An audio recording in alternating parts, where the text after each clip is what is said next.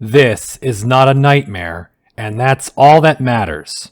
Our quest to quell the new world continues, with 6 more quests approaching. I know I counted it right this time. Also by my count, there are 3 gym leaders remaining in theme teams, so it's time to complete the set. We're going to go in order of gym leader rank, even though that means we're first going to face the leader that joined us last, Shade. Shade has two theme teams. Never you mind what else you see on the screen.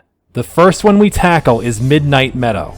Though that insinuates darkness, it's actually on grassy terrain. The starter of Ghost and Grass, Decidui, appears first. Houndoom sees grass, he torches it, along with the owl, to take the lead right away. The Marowak you'd expect Shade to have shows up to Camerupt, but my camel can't survive a low kick to bury the ghost with its bones. What sucks is that neither does Slowbro live Shadowbone, so there's no Trick Room up this fight. When Houndoom returns and finds out the Marowak has a Focus Sash, I'm assuming he's dead too. Then Marowak flinched. Another Ghost Grass Pokemon, Trevenant, is not going to like it here, and though Houndoom is perfect for it, I can't use Fire because of Choice Scarf. Instead, Mawile goes up against it and Sucker Punches, but it lives to Shadow Claw back, the 2 of us taking field damage which Trevenant cannot withstand. Now a Ghost Fire type, nice prediction of the field burning up, is Chandelure, but Mawile remains to Sucker Punch it once, and that one shatters. Mawile has so little energy left that I just leave her in against Delmise. Her Sucker Punch once again puts Shade's Pokemon into red, and at risk of burning a lot, undead? But it eats a berry and now won't die to the field. Mawile fainting to Anchor Shot. Houndoom has no issue finishing off the 3rd Grass Ghost, and out last is Shade's 3rd Fire Ghost, Blacephalon. Dark Pulse goes first from Houndoom and gives me the first try. Always kind of nuts when I lose 2 Pokemon so fast, and then win purely because of 2 others. The next team though worries me by its name, Hexes and Heroism. Oh boy, here we go again, Fairy Tale. Is what I said walking up to it and writing this, but it's actually Starlight Arena. Frostlass is first, once again Houndoom just covering Shade way too well. And then for the second time, Houndoom brings a Pokemon to 1 with Dark Pulse and bumps into a Focus Sash, but the opponent flinches. Beautiful. But following Frostlass is Shade's ace, Mimikyu. The little devil is good against Houndoom, so instead I go to Slowbro and hope she survives an attack. What Mimikyu uses is Leech Life for some reason instead of stabbing, and Slowbro lives to Trick Room and break the disguise. I try to go over to Mawile to deck the ghost with Iron Head, but then it's replaced with Lunala. That's actually great though, as the Iron Head breaks its Shadow Shield, letting Sucker Punch easily floor Lunala. Unfortunately, it's time for the best ghost type, Aegislash, a Pokemon we are surely seeing more of in this episode. But even with its durability, Camerupt using Tectonic Rage has the power to sunder the Sword and Shield. Now Shade goes stronger, sending out another box Ghost Legendary, Giratina, which Vanillux meets. The bulky Dragon Ghost can stand up to Blizzard, but Dragon Pulse lacks the strength to stop Vanillux, who wins with a second Blizzard. Mimikyu is back now, and Mawile finishes what she started. The Trick Room has given out though, but against only 1 more Pokemon we should be okay. That Pokemon is Trevenant, which is even better. Mawile caps off the fight and shades 2 teams with 1 more Sucker Punch. Nice. Even though he had only 2 teams, that's the 3rd character to be shut out in theme teams. But the next gym leader has way more than that for us. Titania. As expected, the Fairy Tale writer has a lot of ideas. 5 of them, in fact. The first one being Desert Blindness. Great, so she's going to lead with her brother's best theme team field. What she puts out first is way on the low end of things Houndoom can deal with. Heatran. I should have admitted defeat with Destiny Bond, doing less than half with Dark Pulse before an Earth Power just entombs Houndoom in the sand. Heracross can pick up the torch from Houndoom and pummel the legendary, but next is Desert's biggest fan, Excadrill. 100% Sandrush, so it's out to Slowbro. Seeing a Swords Dance from it portends horrible pain, but Trick Room is up. Flamethrower can do a decent chunk to the mole, but Earthquake crushes Slowbro. Camerupt Lava Plumes Exadrill down, and plans to do the same to Ferrothorn. At first, I believed it may have been slower than Mega Camerupt, but it used a seed which gave it more speed. After it used Protect to waste Trick Room's time, I find out that speed lets Camerupt be underneath it again, killing it easily with Lava Plume. Titania now deploys her own Mega, Steelix, and so annoyingly, Lava Plume brought it down to almost nothing, and Camerupt is vanquished by Earthquake. Aegislash comes in to flick Steelix with Shadow Sneak, as Dugtrio with Hair shows up. Arcanine is here to take a Sucker Punch and then wipe it out with Heat Wave. But just in time for Trick Room to leave me is Solgaleo. Arcanine was unable to go first and dies to Earthquake. Aegislash goes out, and my usual hope for a contact move to lower attack pays off immensely when my King Shield is hit with Solgaleo's ultimate, Searing Sunray Smash. Even though Aegislash takes damage through the protection, it's very little. Unfortunately, Aegislash's only super effective attack is Shadow Sneak, which fails to kill and leaves her open to die to Earthquake as well. It comes down to Heracross, who has to beat Solgaleo with neutral damage. She is slower though, and here comes Sunsteel Strike. She lived and close combat killed! Down to the wire! Crazy first attempt win. Moving on, Titania goes from the desert to the Legless Sea. This sea, though, is rather poisonous. Titania using Murkwater Surface with a team that obviously ignores all of its damaging effects is rather ingenious, starting with Skarmory, who also ignores the speed loss. Meanwhile, Houndoom is stuck in the fetid water, but even with Skarmory gaining speed, Houndoom still goes first and one-shots the Steel Bird with Flamethrower. But a great combination for Murkwater is Steel Water. So welcome Empoleon. I want Trick Room now, so Slowbro is smacked with Hidden Power Poison to do so. Then I blow her free attack by using Surf, which gets a poison secondary and doesn't harm Empoleon. In Trick Room though, Heracross with lower speed can get under Empoleon's speed to one-shot it with close combat. That's a threat taken out. Whoops, I said threat. So now it's time for Aegislash. Well then, how about we mirror match them? Well, a mirror match of Aegislashes is basically two swords clanging into shields and losing a bunch of attack power. I lost 4 attack stages, but Titania was the first to give up on this, and sent out Ferrothorn next. All this has done is burn up Trick Room entirely, and then Houndoom switches in and takes a knockoff, losing a ton of speed and HP.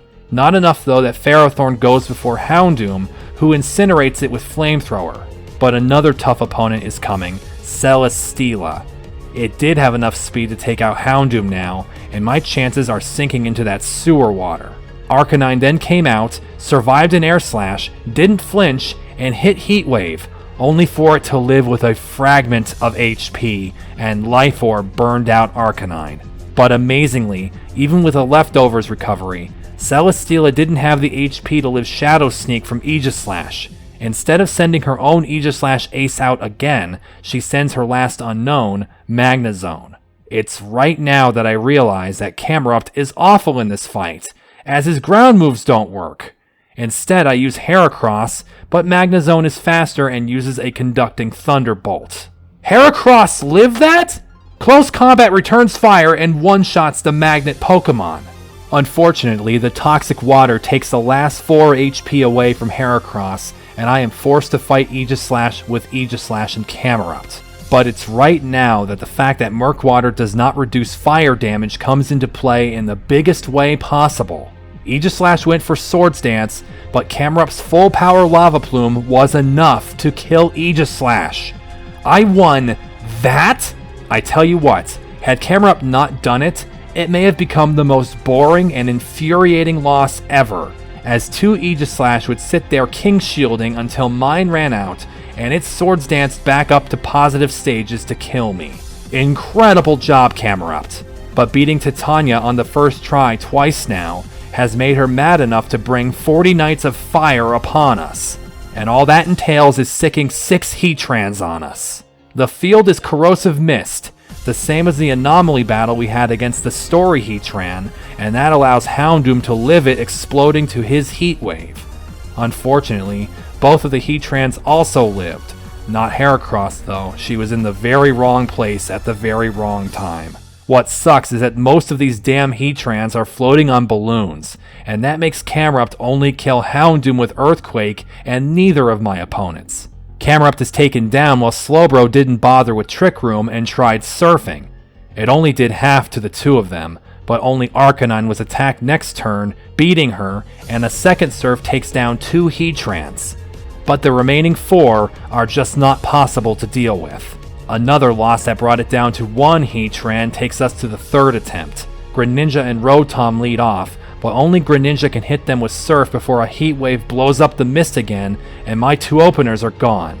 Hariyama has joined this team, assisting Slowbro with Trick Room by faking out 1 Heatran. The other helped 2 by missing Magma Storm. Hariyama is rewarded by being hit with Surf and not getting to hit anything as 2 Heatrans fall. 2 more show up, both with balloons, and Surf pops those. I was dumb though, and didn't use close combat even though there was very little chance Hariyama survived to another attack. As such, his knockoff doesn't kill a Heatran, and he feints to Flash Cannon. Aegislash can pick off that weaker one with Shadow Sneak, but Slowbro harms her a lot with Surf too, beating the 4th Heatran.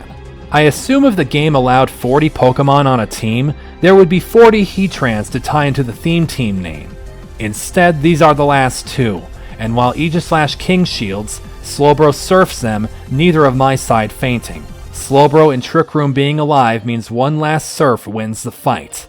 Number 4 from Titania, Psychic Spindle, a team that uses that now too familiar Psychic Terrain. Steel type means there's 1 pseudo for Titania in Gen 7, Metagross. What's so maddening is that Dark Pulse brought it to 1! No Focus Sash! Instead, the item it was holding was Weakness Policy. Oh, fuck no. Of course, Metagross kills in response, and Psychic Terrain means no priority for Aegislash to use. Instead, she must try to survive Earthquake with her defense stance. Nope. Sad that I didn't try Arcanine first, as she was faster and obviously kills it with Crunch. Out next from Titania is Stakataka, and now if you remember, you could realize this is the theme team we fought of Titania's during Champion Defense a few episodes ago. That means it will be a Trick Room team. Even though Mega Camerupt is really slow, he's not slower than Stakataka, so he has to nip it in the bud. He does easily with Earthquake, and this will be followed by Necrozma. Steel typing means there's only one kind of Necrozma Titania will have, Duskmane. I put out Arcanine for it then, and blast it with Heat Wave. It survives though, but does something I'm glad to see now that Stakataka is dead. It used Trick Room. Arcanine had no chance to move again, but Camerupt returns to blast down Necrozma.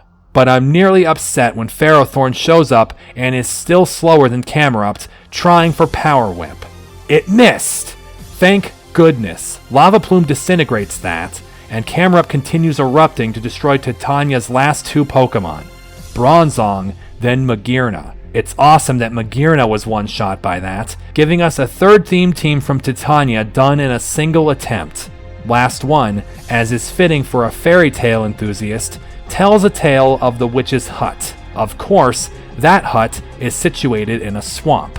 Yet again, there's a Ferrothorn in Titania's team and my side, especially after it survived 1 flamethrower to almost kill Houndoom with Gyro Ball. Houndoom takes out the Thorn, but Empoleon will be too tough for him to handle. Arcanine went out, but I'm stupid and didn't close combat it, and is simply washed away by Surf after doing little with Crunch. Mawile does little more using Brick Break, as she's hit with the same thing and is cut off by Aqua Jet after. Sending Camerupt out again was a dumb move, as he's instantly destroyed by Aqua Jet. Then I sack a Pokemon into Empoleon for Destiny Bond. Aegislash. Yeah, that's a new one. But this fight is just over. Bisharp comes out to my injured Houndoom, and then trolls me. It used Sucker Punch, which failed because of Destiny Bond, but then Houndoom went first next round because it used Iron Head, and avoided the Destiny Bond. Slowbro is last, and has no chance. I brought electric types for this now, but it still made 2 more attempts disappear before I got to the 4th one. That starts the same as the first, since Heat Wave didn't get a kill either. Empoleon is back, so now Rotom goes up against it. Thunderbolt does over half, but its knockoff then takes away my life orb. Empoleon almost stole a kill with Aqua Jet, but Rotom lived it just barely and still killed even with less power. Bisharp is back, and we didn't talk about its horrible issue. It has Defiant, so as its speed falls in the swamp, its attack is constantly increasing. On the first turn it's out, Slowbro can survive a throat chop from it to Trick Room, but now Sucker Punch is going to destroy her. I don't allow that, switching to Camerupt instead, and remarkably, even with 4 stages of attack, Bisharp does not Sucker Punch, and Mega Camerupt's Lava Plume one-shots it. That was so important. Yet again, Titania's ace shows up. I foolishly waste Houndoom thinking he'd live a Shadow Sneak, then go back to Camerupt to Lava Plume for over half. Camerupt manages to live a Sacred Sword, but Aegislash is regaining HP with leftovers and King Shields. However, it's not enough to let it survive another Lava Plume, neither killing with Shadow Sneak. Trick Room gave out now, having lasted just long enough, but we have more to go, like Celesteela. That's what Galvantula's Gigavolt Havoc is for, but thanks to that seed to give it special defense, it survives to not kill Galvantula with Flamethrower. Big! Galvantula beats the Ultra Beast, leaving it up to Titania's last, Genesect. But what's horrible is that Genesect has extreme speed. Galvantula faints to it, and that means Camerupt and Rotom are screwed. The one chance I had was to use Brick Break on Mawile, except that it used Iron Head first and made her flinch. Thanks so much. I have one other chance though. Slowbro has Flamethrower currently, but not great health.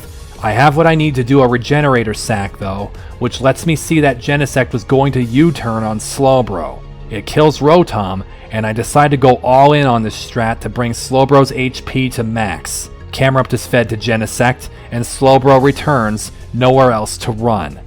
Then I go and waste a chance by having Slowbro use the boosted Surf instead of the quad damage Flamethrower. But after losing 5 stages of speed to the swamp, Genesect was slower than Slowbro, and the Surf beat the Cyber Bug anyway. Holy cow, that wasn't fun. Swamp makes Trick Room horrible to use, and something like Defiant Bisharp is disgusting. Titania's 5 teams are complete, leaving us with one more gym leader. The final one.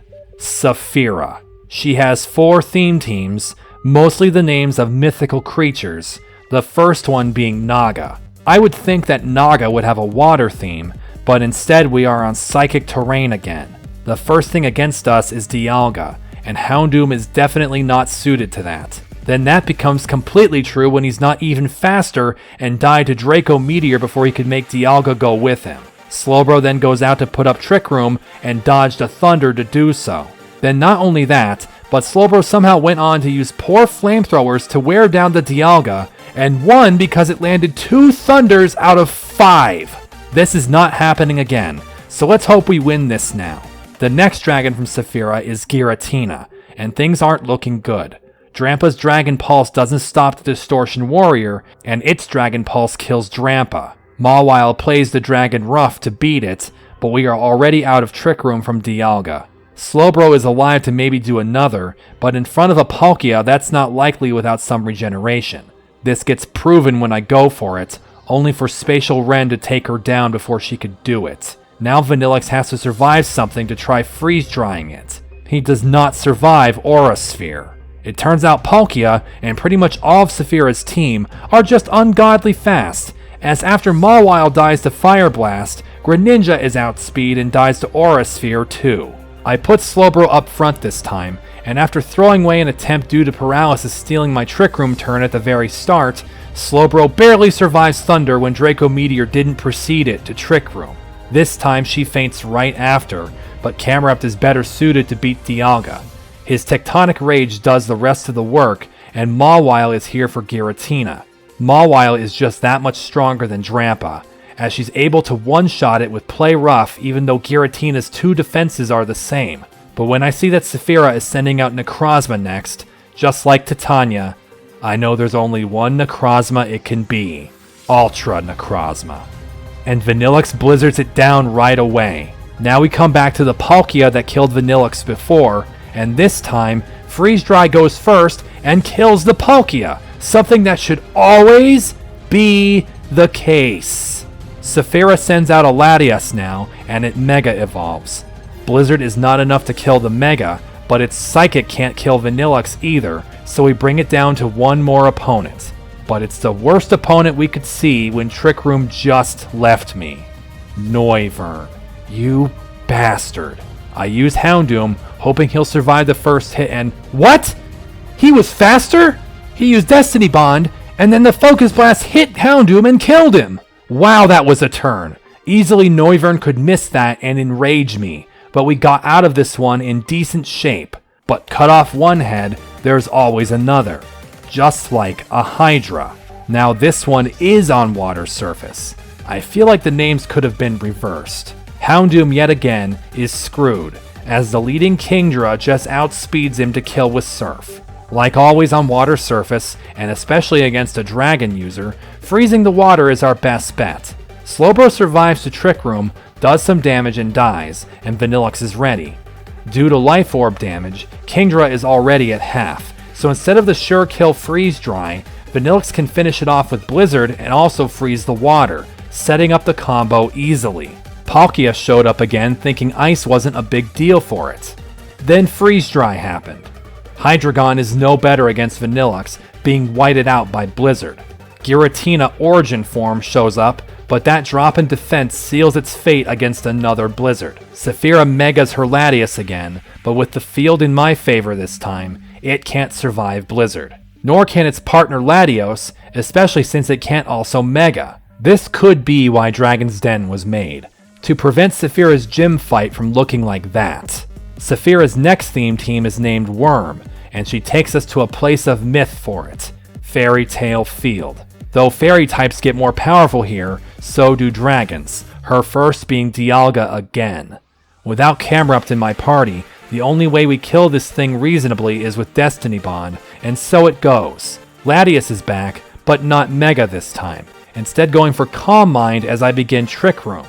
Shadow Ball does some damage to it, but its Dragon Pulse beats Slowbro. But just as Mawile goes out to play rough, it switches into Necrozma. It takes the play rough, which ended up critting and leaving it with red HP. Bright light bursts out of the Necrozma as it regains its true power with Ultra Burst, and then it dies to Iron Head. Saphira immediately chases Ultra Necrozma with Mega Rayquaza. All it can do is dink Mawile with extreme speed before play rough mashes it. Good old Garchomp is here. Okay, make that horrible old Garchomp, as it used a seed to gain a King Shield this turn. I can't sacrifice Mawile, instead making it Greninja who faints to a single Earthquake. Trick Room lasted for Mawile to return and pummel the Garchomp, and it'll last into Saphira's Altaria. I let Vanillux have another dragon, but now Trick Room runs out, and I have to beat the Latias that fled earlier. Boosted Dragon Pulse is too much for Vanillux, but Mawile's Sucker Punch takes out the last dragon for this team, another first try win. The last team for Saphira and for today is King. For the third time it starts with shitty Dialga again, this time on Holyfield. Time for Houndoom to die again, and Dialga is out of the way. But blind switching to Slowbro for Trick Room gets me to immediately reconsider. Drampa. Well, she can't hurt that. But then switching to Mawile gets her to be the receiver of a nature-powered judgment that kills her. Vanillux is obviously faster in Blizzard's down Drampa, then Vanillux's favorite dragon, Palkia, is back. But first to Slowbro, to die to Spatial Ren first without Trick Rooming. Oh boy. Vanillux nor Drampa outspeed or survive there, but Greninja does outspeed, only to do half with extra sensory and die to Hyper Voice. This one feels a bit harder. Using Trick Room anywhere seems really difficult. After throwing Houndoom to the Dialga, I send out Greninja next. This causes Latias to show up again. Geez, Saphira, I know there aren't a lot of dragons, but you are using nearly the same Pokemon every fight. I learned that Slowbro can Trick Room here, so she does while it Calm Minds. What's great is that she does it a second time while I switch to Mawile, giving me exactly what I needed to kill it with Play Rough. Then to the problem of Drampa in Trick Room, I use Drampa in Trick Room. My Drampa is slower, so he goes first and blasts the other away. Back to Mawile for Rayquaza, who again struggles fruitlessly with extreme speed and dies. Palkia dies to freeze dry. One last dragon, Latios, and one more of the dragon type's most hated move, Blizzard, ends the battle and Saphira's last theme team. For the final gym leader, her teams didn't cause nearly as much suffering as I would think. In fact, none of the 3 opponents today caused enough pain to make it into the leaderboard. Titania coming closest with 4 attempts on Witch's Hut. One more fight before leaving the nightclub, another pavilion boss. Who are we fighting this time? It's... No. How are you here? How did you follow me? Once more, the nightmare arrives. Fighting Mr. Bigglesworth, the Pulse Garbodor.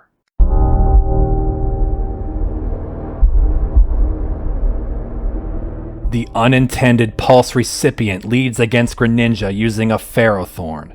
That's a terrible matchup for me. I need to switch to Talonflame. It was a good switch as it attacked with Power Whip for little, but just before I could launch a Flare Blitz I was sure would kill, Biggles switches Ferrothorn with Goodra. No, this is awful! I need to go back to Greninja for Ice Beam! But this proved to be a terrible move. Greninja is hit by a Draco Meteor on the way in that nearly killed him. Then when he tried to attack, the pseudo-legendary went first and fired another meteor, killing Greninja. This Goodra was the worst thing I could imagine, as it also outspeeds Talonflame for yet another Draco Meteor, but since it was down 4 special attack stages, it couldn't kill Talonflame. But the Brave Bird he uses to beat the Goodra nearly took him down itself. And what would come out next but the Pulse itself? Garbodor. Okay, Garbodor is not actually the Pulse version we fought in Bixbyzian, but it now does have a Pulse too. Max EVs in all stats. I know something about this Garbodor though. Its moves cannot hit Aegislash, and I need Talonflame to kill the Ferrothorn still. This whole battle feels so far gone, but I switch to Aegislash. However, when Bigglesworth discovers that it can't hurt me, it begins to stockpile. And then I discover it can hurt me.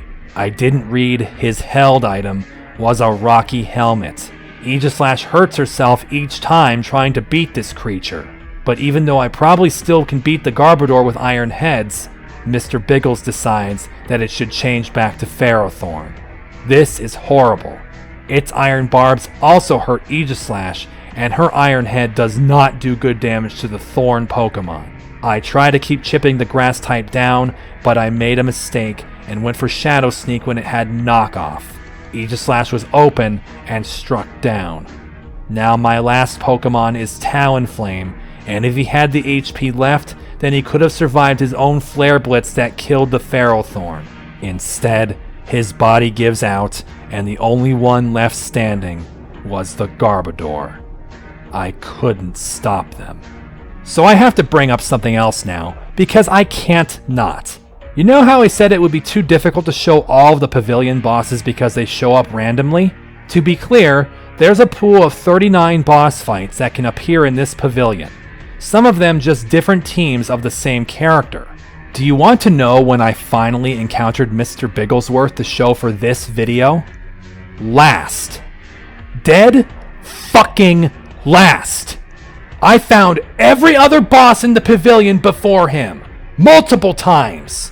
I sat here and used a save scumming method with my save files to re-roll the boss to speed up the process after I had gone through maybe 100 runs of the pavilion that got to a boss. I had to re-roll the boss 150 more times before this bastard finally showed up. It was so aggravating, and then I end up losing to him anyway. Well, that's all of the preliminary fights done. Let's go grab 6 quests and do all of them. Yeah, this time we're not splitting up the tier. What this tier is going to offer different than almost every other quest is that some of them can't be completed in one tier. They will have multiple parts to do, not all in this episode, such as this first quest. New is back and says that we are invited to a picnic. This is not a quest to fight legendaries if you can believe it. Instead, a bunch of the kids went to Rotocrene Jungle to have their picnic and want us to join them. He says to go looking for them by the huge tree in the north. Aster, though, has real work for us to do, though it's not so much the anomaly hunting as it is dealing with volatile gym leader sisters. A request from Bennett would have us go to Mirage Tower in search of the Belrose sisters, who instead of fighting legendaries, seem to be wanting to fight each other. Charlotte and Saphira at least. Laura is stuck in the middle like usual. Bennett would go himself, but he's still worried Saphira would build a building in the desert for the express purpose of throwing him off of it. So it's me instead. Meteor's other former non-admin on our side, Simon, has an emergency, revolving around the very thing that Meteor was named after. The Meteor, the one upon which Arceus was birthed, may have been found, meaning Lyn may be there. The two that went off to scout it first are Ciel and Samson. If Lyn is there, she'll be even stronger and more dangerous than in Agate. They'll need help. He says if I want to offer my help, then go to Citrine Mountain. Sandy gives us our next quest, reporting that someone from Traintown found a portal on Teknite Ridge. She says it'll be pretty high up, meaning it'll probably be at the very end of the puzzles we solve there. Then Maxwell gives us an assignment, one that conjures up bad memories from this playthrough, and horrible ones from my last one. You know the blue orb? It's gone again. After all of the trouble on the train and with Corin Rouge, we now have to travel to the one place that gave an energy reading to go off of, Sugeline Cave. All three of the major dungeons in the desert have a quest this episode, but the quest I'm most afraid of this episode is the one Smeargle gives us last. Smeargle writes that a Big Mon boom by Beach Cave and one-eyed red-tail human go. A Poplio cave, Smeargle says. For as goofy as the quest giver is, once I realized that the one-eyed red-tailed human he's talking about was Taka, I knew what this quest was, and I got chills.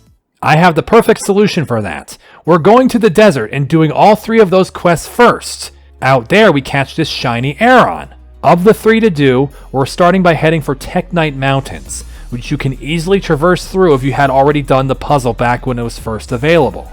You won't need Power Gem or anything. Head through the northwest exit of the cave fork in the road, jump over these strength boulder squares, and reach this mountain peak, upon which is the door to the new world. Step through the door and take in a piece of music that takes away your stress.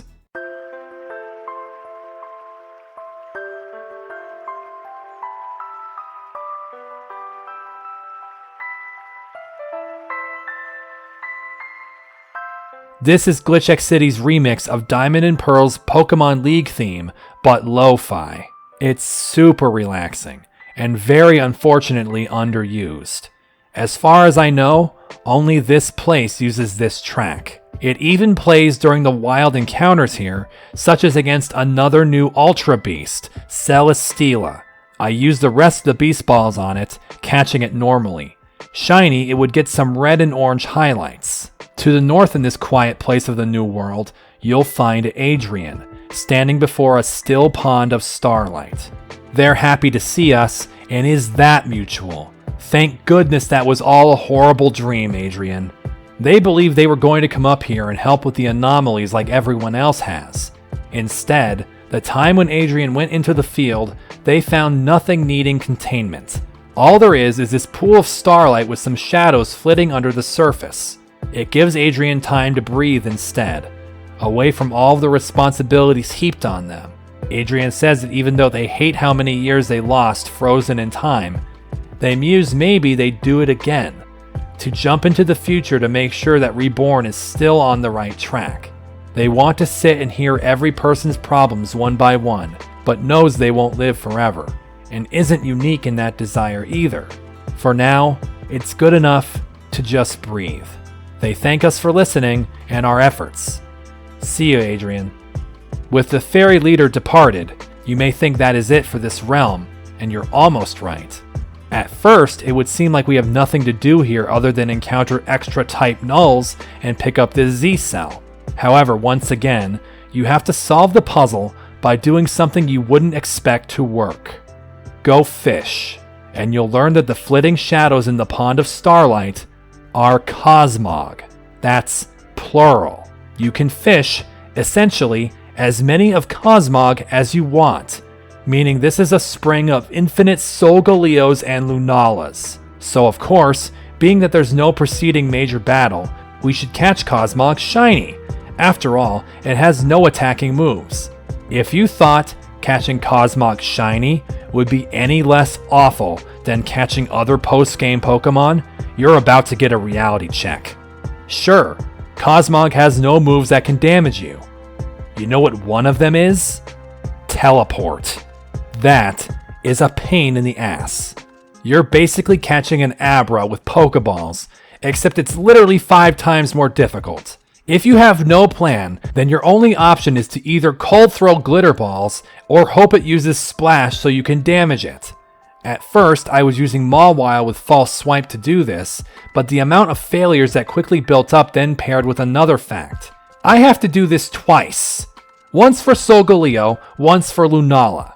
My next idea was to spend far too long finding a Pokemon to use Mean Look, eventually settling on Dusknoir, only to find out that Mean Look does not prevent teleport from working. After failing with Mawile for another dozen tries, I turned to another of my Pokemon, Vanillux. Cosmog can't damage us?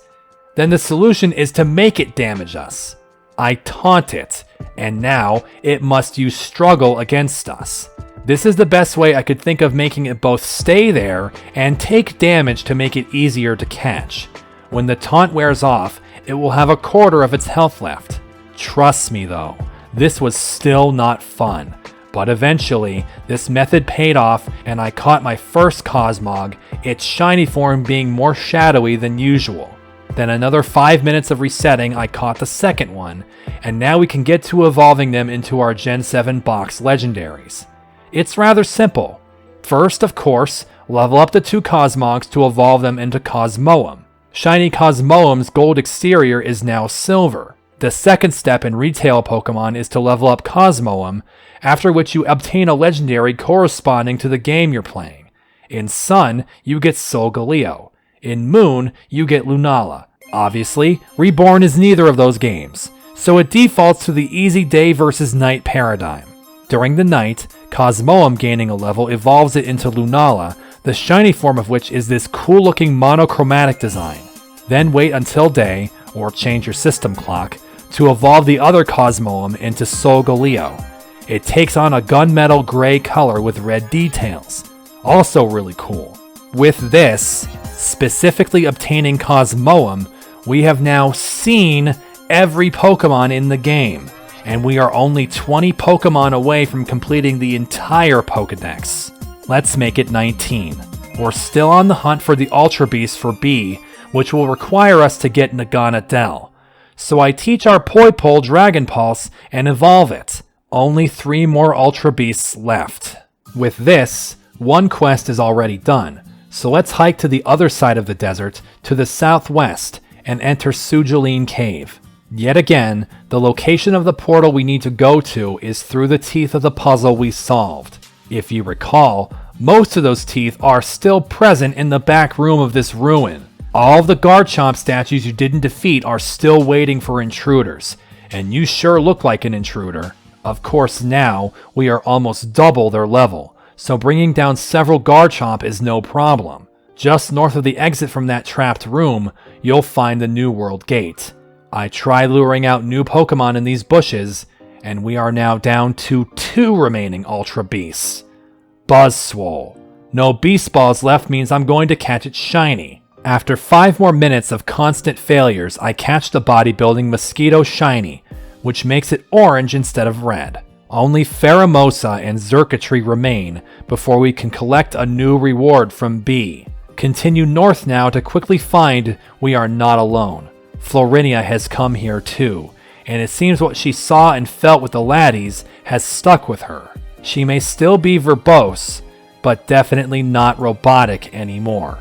She's grateful we came here because she was called by Julia. Apparently, there's something going on between Amaria and Titania. Florinia says we can proceed through this world to find them. As I do, I find a shiny Leavanny first. Autumn Leavanny. Walk around to the north side of a bowl-shaped mountain and descend these stairs to surf. Then find a portal that exits the new world already. As soon as you do, you'll find this trek to Sugeline was just a roundabout way to return to Aegir Cave. Up on the rocks above you are Florinia and Julia. The first gym leader calls down to us as we pass by and explains what's happening. It's not just the blue orb that went missing. Apparently the red orb was stolen back from Corin Rouge, and the water and steel leaders have them. What's more, by possessing these objects, the two leaders have apparently gone berserk. They are screaming at each other, making god-awful noises. These two leaders don't know how the other two leaders obtained the orbs, but Florinia now says that the only person capable of extricating the orbs from the high-ranked leaders is me. Why me? For once, couldn't it be anyone else? No, as always, this is my story. I have to overcome these horrible ordeals, or the game won't continue. And this horrible ordeal comes in the form of Titania and Amaria struggling against each other, both of them blanketed by the Umbral aura. You'll find, too, that these two aren't going to exposit their pasts with unfettered loathing and distorted voices. No, they're going to be shrieking in completely indecipherable babble. Except that's not true. It would be indecipherable to others, but to you, it should look familiar. After all, the person who freed her emotions using this same language is here watching this conflict. This is the same emotional language from the Laddie quest. And though not all of this text is translatable, you can glean a couple words when you speak to Amaria.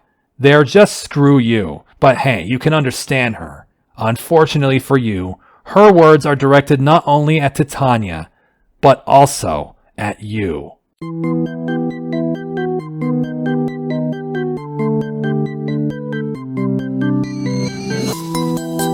I had a very bad feeling coming into this fight, though I knew it wouldn't be the worst that I remember. However, seeing water surface gets me upset until it is overwritten by one of Amaria's first Pokemon, Tapu Bulu, next to Celesteela. Yeah, this is in doubles. Grassy terrain overtakes water surface, which makes Houndoom's Heat Wave now very appetizing against these two, while Slowbro will attempt to Trick Room since Houndoom probably won't last if he doesn't kill both of them. Unfortunately, it's true. His Heat Wave hurts them, but neither die, and then Bulu Rock Slides us to kill Houndoom right away. The field ignited now, which reduces the power of Celesteela's Giga Drain against Slowbro, and she Trick Rooms. However, something really annoying happened before Grassy Surge occurred. The two opponents both pop seeds to gain Aqua Veils, and because of that, they are unaffected by the burning field. Best option after this is to bring in Camerupt, who Lava Plumes to kill Tapu Bulu, but Celesteela survived and Slowbro had nothing useful for it. It then Leech-seeded Camerupt and is joined next by something very resistant to fire, Palkia. I send a Shadow Ball at the dragon hoping to take down its special defense, only to then fail to kill a Celesteela with Lava Plume. This is paid back by the Ultra Beast killing Slowbro with Giga Drain, but even if it had died, Palkia went next to use Surf, which killed literally everything else on the field, including the flames. A Palkia means it's time for Vanillux, joined by Drampa, but then one of the Pokemon at the center of this quest hits the field. Primal Kyogre. I don't need the Hail for either of these two, Freeze Dry will hurt them more. Except that with a 5-level deficit and up against Pulse 2 defenses, Vanillux's Freeze Dry does not kill Palkia. That is horrendous! Thunderbolt from Drampa does less than half the Kyogre, and then two legendary moves, Origin Pulse and Spatial Rend, devastate my side. The fight can barely progress one Pokemon further with Mawile playing rough with Palkia to take it out. But a Thunder crashes down on her to nearly take her out. Then Water Surface returns, and one of the worst water types ever jumps in. Volcanion. Oh fuck no! What is this combination? You have Palkia, which necessitates Vanillux, Volcanion, who destroys ice types, who is weak mostly to things that water destroys. The bulk of that side is sickening, and Mawile can't even finish off Kyogre before Volcanion gets her with its signature Steam Eruption. I can already tell, this fight is going to be hellish. I think first about how the first two Pokemon have to go. Celesteela is way too hard to kill. I put Flamethrower on Slowbro and see how that does. Unfortunately, moving ahead to when Slowbro and Camerupt attacked them like last time, that extra Flamethrower still left Celesteela alive with a morsel of HP. Slowbro died sooner this time, and Vanillux shows up for Palkia on the still burning field. This will bode even worse then, because ice moves are halved in power here. Vanillux almost dies to Camrupt's Lava Plume he needed to use to kill Celesteela, and Freeze Dry only brings Palkia to half before its Surf wipes out both of them. Mawile and Drampa hit the field as the Sapphire Legendary returns, and we just don't have the power necessary to take them both out at once. Dragon Pulse can kill Palkia, but Play Rough only takes a third from Kyogre, whose Origin Pulse beats Mawile immediately, Drampa becoming enraged at the loss of his ally. But by himself, Drampa stands no chance, facing not only Kyogre, but the last of Amaria's team, Volcarona. Drampa faints to Ice Beam. This team is excellently prepared for both Water Surface and the inevitable Burning Field. This is a simple 6v6, and this could be one of the hardest fights in the game. I honestly have no idea where I'm going with this right now, but on the next attempt, what happens if I get some good old-fashioned luck? Houndoom crits Celesteela with Heat Wave, which still doesn't kill it, but this allows Camerupt and Slowbro to oust the openers in the same turn. But Camerupt would quickly be doomed by Kyogre and Palkia, so he switches to Drampa as Slowbro lowers special defense on Kyogre with Psychic. Both Origin Pulse and Surf hit us, Slowbro fainting, but Drampa barely hangs on. The Torrential Rain from Kyogre returns us to grassy terrain, just in time for Vanillux to try killing Palkia at level 133 now. Drampa first has a +2 differential on Kyogre, so his Thunderbolt wrecks it. Then Vanillux unleashes Freeze Dry. That kills the Palkia! But against Volcarona and Volcanion, Vanillux, a lot of V's, does not have anything useful to hit them with. Drampa screams as loud as he can at them both and passes out from Life Orb, the two taking about half each. But Vanillux's Hailless Blizzard only hits Volcarona, and they are both at the same HP now. In return, Heat Wave melts Vanillux as the field bursts into flames, then water washes it away again. And what a horrible time for that to happen!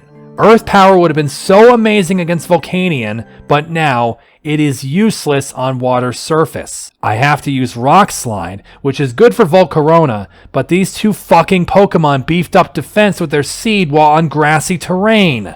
As such, Volcarona lived Rock Slide, as does Volcanion, who then survives Play Rough 2 to kill Mawile with Steam Eruption, Heat Wave hurting Camerupt a little. So fucking close, but Rock Slide can only take out Volcarona, leaving Camerupt to die to Volcanion. I hate this so much. I got there on a lucky crit, and I got robbed because I couldn't kill Volcarona in one Rock Slide and Earth Power the Volcanion to surely win. Now what the hell will I do to return to this position? For the next few attempts, I completely did not know. I started changing teammates, but nothing felt different. This was an impervious team. They covered so much, and the 3 field effects were all in their favor more than mine.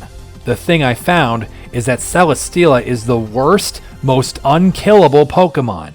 If it isn't beaten early, it will sit there and ravage your team. I started trying to forego Trick Room on attempt 7, starting with Houndoom and Rotom instead.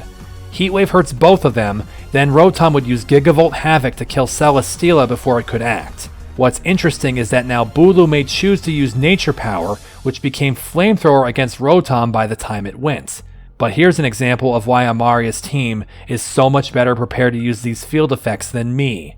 Volcarona comes out, uses its Seed to now boost its speed and attack stats, and outspeed and kill Rotom with Bug Buzz. These Seeds are so multifunctional, and they are ruining me. Houndoom Heat Waves again to kill Bulu and do half to Volcarona, but he's completely screwed against Volcanion. But Slowbro can't come out to a bug-buzzing Volcarona either. She's instantly killed by it, and then Houndoom missed Heat Wave against Volcarona, dying to Earth Power. Vanillux is totally useless here, even dodging one Heat Wave. He and Drampa take the second Heat Wave and they both faint before attacking. Camrupt's my last. Another loss. On the next attempt, I try saving Rotom from Volcarona by switching into Drampa. It results in Drampa being hit by Giga Drain instead of Bug Buzz, which is much better. But that brings Palkia in, who surfs after Volcarona killed Houndoom with Bug Buzz. That kills Volcarona for me, but I had gone for Hyper Voice instead of Dragon Pulse, so Palkia remains standing. I want Vanillix to take out that dragon, but Volcanion appears again, and like last time, both Vanillix and Drampa die before they can go on the offensive. Rotom is blasted by Thunder on the next turn, while Slowbro Trick Room threw a Spatial Rend. Then, once again, the water surface returned right when Camerupt came in to ruin his chances. But I went for a Hail Mary here, where Mega Camerupt would use Earthquake anyway, because Slowbro was about to use Blizzard. Blizzard would freeze water surface, and then Earthquake would work and hit them both hard.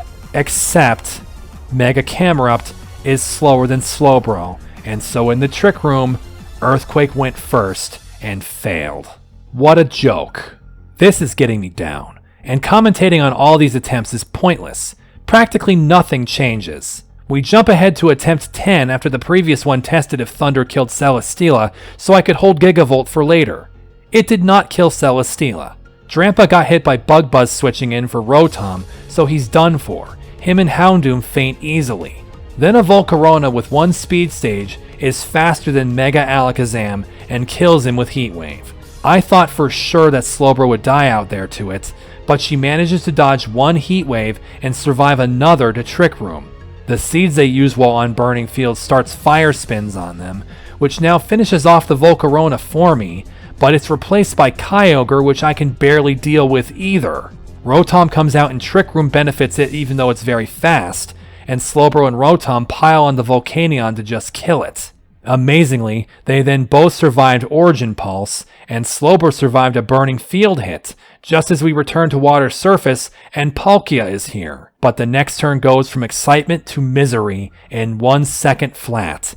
Psychic and a boosted non-missable Thunder both hit Kyogre first, and it lived with a shred of HP. It's paralyzed, but before I see if that matters, Palkia used Surf to kill everything in the fight. Wait! Trick Room is still here, and my last is... Vanillix!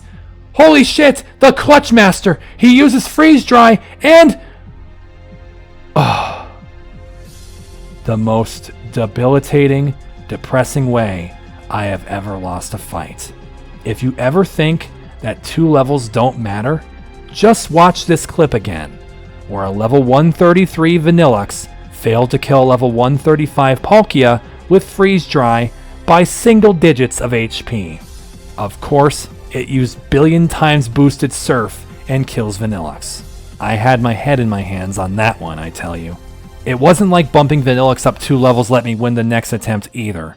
I didn't even see Volcanion before losing the next one. I brought in Galvantula for the next attempt, but that failed to produce any better results. My fast Pokemon are just not faster than theirs. I need to use Trick Room all the same. Attempt 13 reminded me that Celesteela will dumpster my team if I don't kill it, and now attempt 14. Celesteela dies to Gigavolt, while Rock Slide hits us this time. But unlike at the beginning of this shitty, awful trial, that won't kill level 135 Houndoom, and it missed Rotom completely. Drampa takes Rotom's place for a weak Giga Drain, Bulu dies to Heat Wave, and Volcarona is at the same third of its HP I always get it to. Palkia appears, and this time around, I know what's going to happen. Thankfully, Volcarona killed Houndoom with Bug Buzz instead of Drampa, and then Palkia beats its own teammate again with Surf. Drampa was so close to berserking, but even without it, Dragon Pulse flies at Palkia now and still beats it. Galvantula comes out against Volcanion and Kyogre, the former being completely horrible for it, but the rain coming down is actually amazing here. Grassy terrain can't light up, and Heat Wave will lose power. Unfortunately, Origin Pulse and Steam Eruption are powered up, and are more than enough to kill my 2 Pokemon. Galvantula only able to take half from Volcanion with Thunderbolt. But in the next turn, for the first time I've seen it, Kyogre went first and just used Calm Mind, while Rotom was able to use Kyogre's Rain to Thunder Volcanion and kill it. Slowbro Trick Roomed, and now finally, all of the pieces fell into place. Water Surface returned just then, and we just saw that Kyogre outsped both of us. So that means we'll both go first, and Thunder is even stronger now.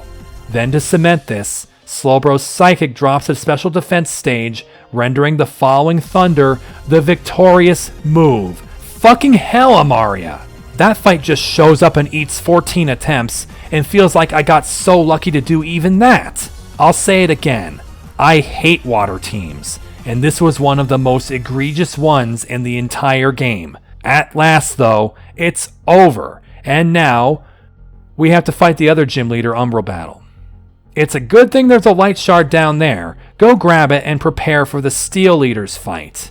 There was a personal complication for me at this point, though. See, I had been booting the remote PC quite a few times to beat Amaria, and now I only have a couple cell batteries left. I have no idea what Titania's team will require to win, so I'm basically stuck using this same team to scout out hers. When you want to begin the second Umbral battle today, talk to Titania, whose statement in the emotional language is the same as Amaria's, only more vulgar.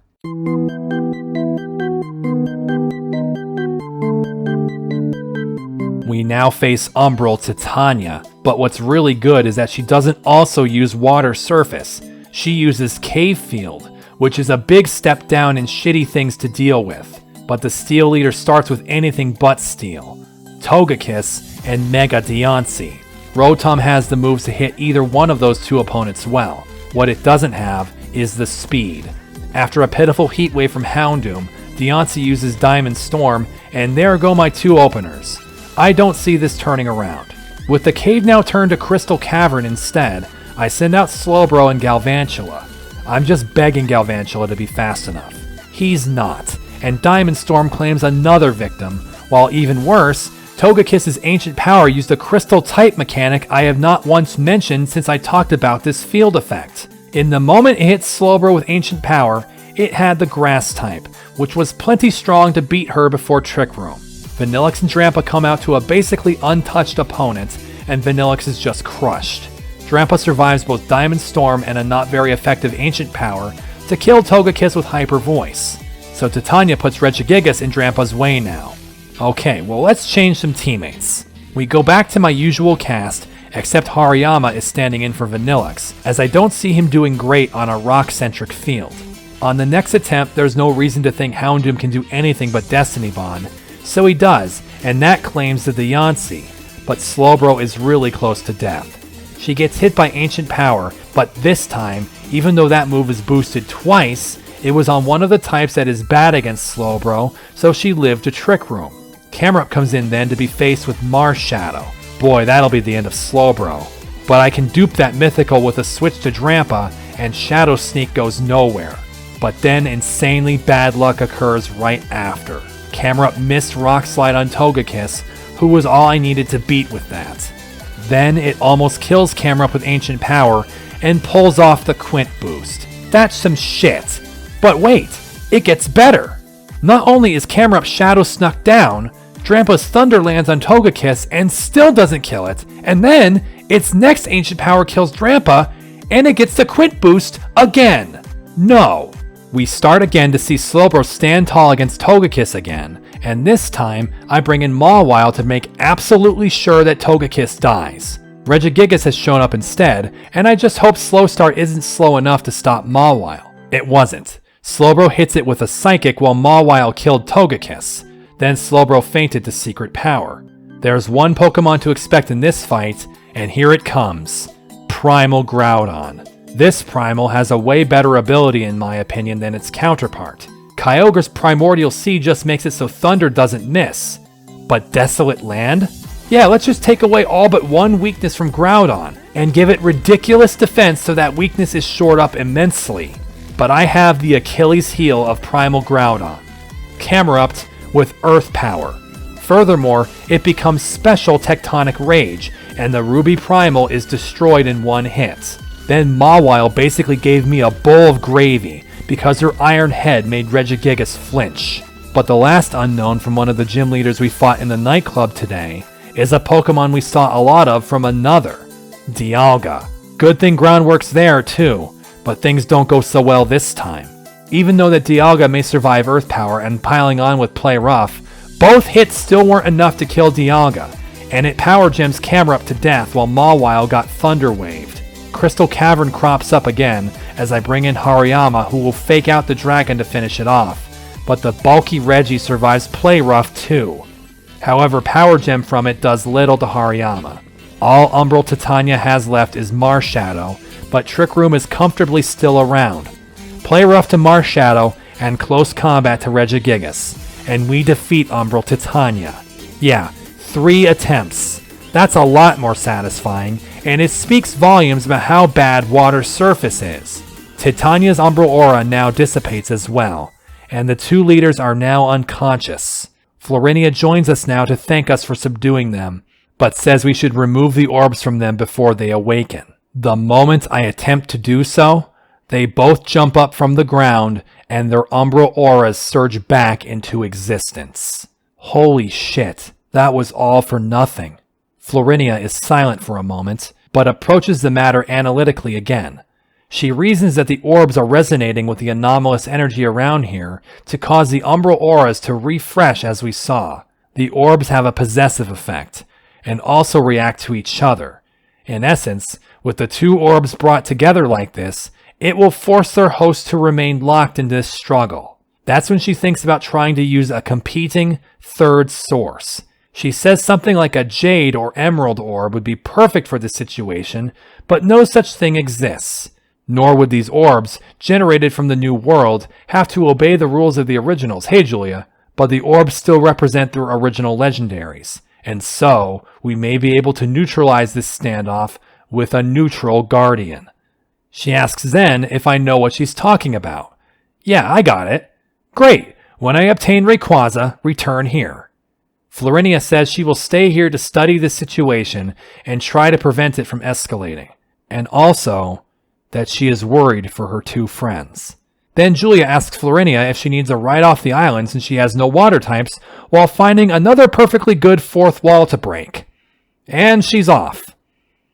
So to put this all another way, we've come to the end of the first part of this quest.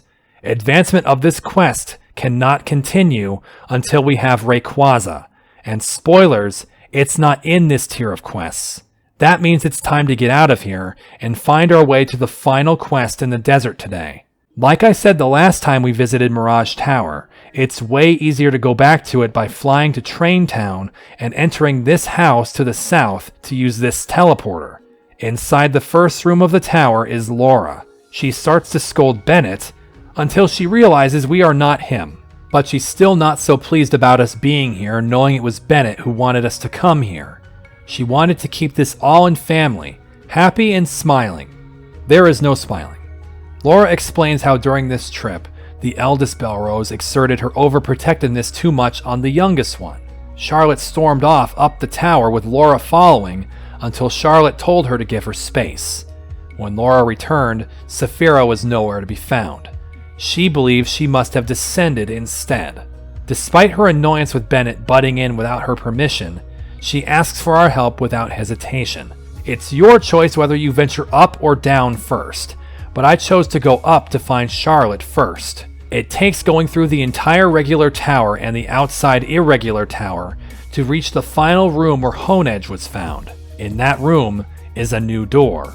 Walking through that door immediately puts you behind Charlotte, who snaps to back off. When she sees me instead of her sister, she apologizes, wondering why we're here. But she cuts off anything I would have tried to say had I had vocal cords, and instead says how she got to this point and could not progress further. She then asks if I'll just solve the puzzles for her. First the rail car bombs in Victory Road, now this? Come on, Charlotte. The puzzle she just dumped on me is one we are already familiar with.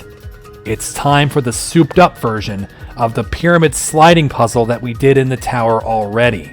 The twist? Take a look at both sides. They're both open to you. Instead of guiding the pyramids to the lights by pushing one pyramid, you'll now have to switch to the other one when the first one gets blocked on certain sides. Of course, when you have to control the 2 pyramids like this, it becomes very easy to corner them and lose. As such, the solutions are trickier and take a lot more planning. To start out, move the right pyramid down and left until it is near the threshold of the hallway to get it to its light. You can see that you cannot physically move the pyramid to that light yourself. The left pyramid has moved just below the opening it needs to enter too. Push it up until you can't anymore, which moves the right ziggurat north to its outer wall. Move it right and down, then push it to the right into the pillar so that the left one moves on to its goal. Now move the right pyramid down and left and down into the opening, which will have moved the left pyramid one space left. Go to that left pyramid and shove it right again, then loop around to the top of the left pyramid to push down once, and the first iteration is done. Charlotte's happy we solved her problem for her, pulling a Terra and announcing our relationship score improvement. She heads to the next portal, and we join her. The glass floors reveal a much more grandiose view than the ones from the regular world as you begin the second step. What you want to do is start with the right side by pushing it down and right into this corner. Once it's stuck there, push the left pyramid from the top to make the right one descend one space. Push the left one right so the other one reaches the southeast corner, then push the left pyramid once. Move it left into its own corner while the right one has been sandwiched on the left and right. Go to the right pyramid and push it down from above to corner it again. Then go to the left pyramid and push left 2 times. That exposes the south side of the right pyramid, so push that side until the left pyramid is all the way up to the northwest corner.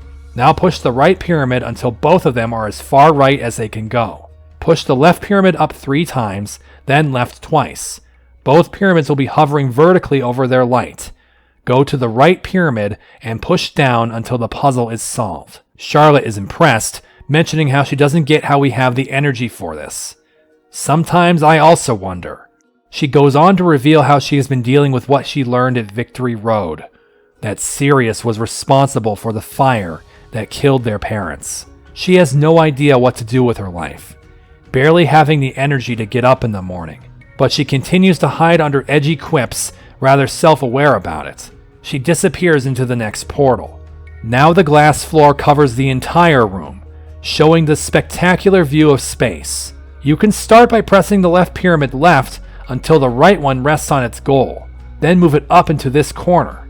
The right one has moved up with it, so use it and the left pyramid to push it all the way to the right side of its square. But here's the thing. There are no sides this time. You'll find this puzzle is unsolvable unless you then push the right pyramid up, making the left one leave its square. As long as it moves onto glass, it's a legal move. Now this hella increases the complexity of the puzzle, but unless you do this, you won't solve this one. However, the solution quickly becomes apparent once you do this, as you can push the left pyramid to the east until it's just past the right side of its original container. Move it down 2 squares and push it left into the tunnel. At this time, the right side pyramid has moved down and left towards its goal again. Push the left pyramid west until the right side one is set, then push that one down until the third round is done. After Charlotte points out how the rules for this whole thing are just made up and don't matter, she talks more about the fire. She says by not being responsible for it, she only has trauma, no longer any kind of ironic control. She wonders if Anna was right about having the burn scars. Maybe she needs them. Walk through the gate and another puzzle awaits. Turns out the line Charlotte just said about Anna was something she thought of days ago, and is hoping we thought it was badass. Yeah, it was. Anyway, it's time to... Wait, what's up here? There's another door already? What's through this one? Oh. So, let's ignore that for a moment. But just to be clear, you do not have to do the rest of the pyramid puzzles in order to complete this quest, if you want to miss out on extra rewards. Now let's start this one by pushing the left one down. That's odd. Now the lights on both sides also move when we move the pyramids. They move in the opposite direction you push, so by pushing the left pyramid down too, it meets the light source, but the right side has passed its goal by. After you move the left pyramid down 2 to be in the center of the intersection, move it left twice. Go to the right pyramid and push it up twice while both pyramids are stuck in place vertically. The sunbeams will still move over the terrain unimpeded. Move the left pyramid over to the right 2 spaces again, then down once. This lets it meet its light source again, but the right side one is still one beneath its own. But simply push down on it once to separate the left side heaven and earth, putting one more space between the right side pyramid and goal. With one push up from the left side, another twist is solved. Charlotte tells us to go ahead into this new closer portal while she broods on her life. First, pick up these new rewards, a Z cell and Solganium Z. There's only one more step to go before we address the Phoenix in the room. When you look at the final phase, you may think that it's a duplicate of one of the earlier puzzles.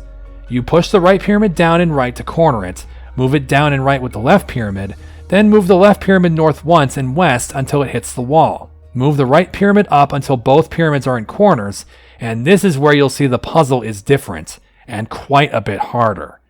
If you use the right pyramid to maneuver the left one into the northeast corner, then use the left one to move the right one to its light, you'll find you can't do anything else.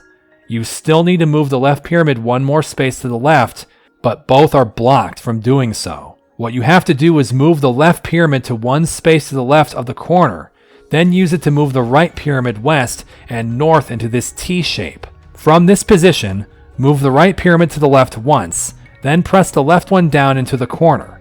Move around to its left to get the right pyramid into the opening again, but push on the right pyramid to the left twice.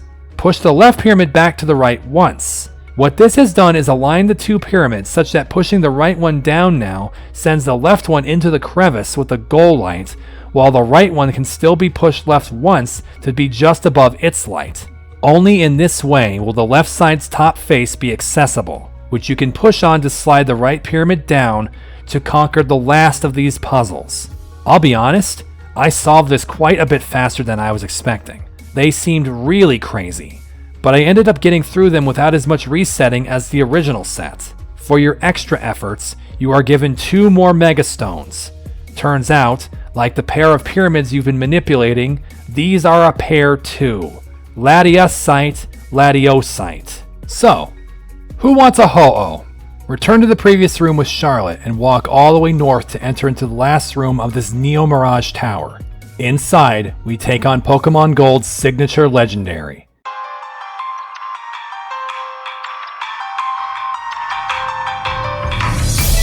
It's been since episode 8 that we had to do a mandatory battle on Mirror Arena, and Anomaly Ho-Oh starts by sending out another legendary bird, Articuno. It starts by using a seed and its Snow Cloak ability to boost its evasion twice. Good thing then that Houndoom has Flamethrower. It still doesn't miss on the first turn, as Articuno then does a horrible action first. Aurora Veil. Fuck that. Doing so gave it more evasion, and this time Flamethrower missed. However, Flamethrower cannot miss. In this arena, single target special moves that don't make contact like Flamethrower will reflect off the mirrors and still hit their intended target if that target has boosted evasion. Infuriatingly, Articuno was left alive on a pixel of HP thanks to the Veil, and then it roosted. It got burned though, so even though it ended up causing Houndoom a ton of damage with a crit ancient power, Houndoom eventually outdamaged it to take it down and waste a lot of Aurora Veil. But out next is a foe that's always a huge issue when I want to use Trick Room with Slowbro. Hydreigon. I decide I don't want Mirror Arena to remain, and I can use Camera Up to shatter it and deal a lot of damage to it. Hydreigon ends up letting me do this by missing a Draco Meteor, and even though my Earthquake whiffs it too, the mirrors shatter and deal half to both of us. Unfortunately, this was a mistake. We are now on New World with a Hydreigon, meaning its Dark Pulse is even stronger than before. When I try to get Mawile out to kill that thing just like in the Lin Champion fight, it instead goes for its Z move, Black Hole Eclipse, which consumes Mawile.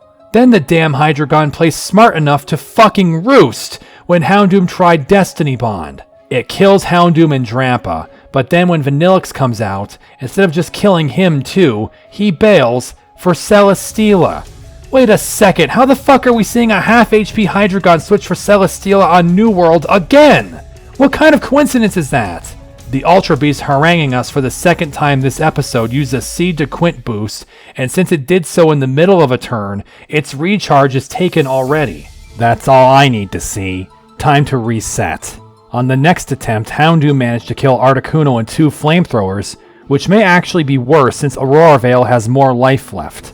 Hydreigon is back, and I don't really have a way to stop this asshole without Trick Room, but I can't leave Slowbro there since I know its Z move will erase her. But while still on Mirror Arena, going back to Houndoom immediately lets him survive, then outspeed to get hit by a follow-up attack and Destiny Bond the horrible dragon. I try to go for Trick Room immediately, but that's not going to happen in front of Skyform Shaman. I knew it would go for Seed Flare, and trying to Trick Room anyway proves that and beats Slowbro. The moment I went to Vanillix to quad damage it, Ho-Oh showed up. Nothing I can do here with him. I switched to Drampa to tank the obvious fire attack incoming, Sacred Fire. It burns Drampa, and I decide we can shatter the glass again. Apparently Ho-Oh had the same idea, and Earthquaked first, killing Drampa with the extra field destruction damage. It had a seed go off then for a Quint boost, but with almost no HP left and on New World, Sucker Punch can kill. It's amazing that it was allowed. That thing has Recover, but was too confident in its speed and type matchup. But we are all slow Pokemon, and Celesteela is coming in again. Camerupt comes in as it gives up its first turn for the 5-stage boost, and Lava Plumes it. Unfortunately, it does less than half, but that's when I notice something extremely strange. Hail is falling on New World! Whoa, that's a weird interaction.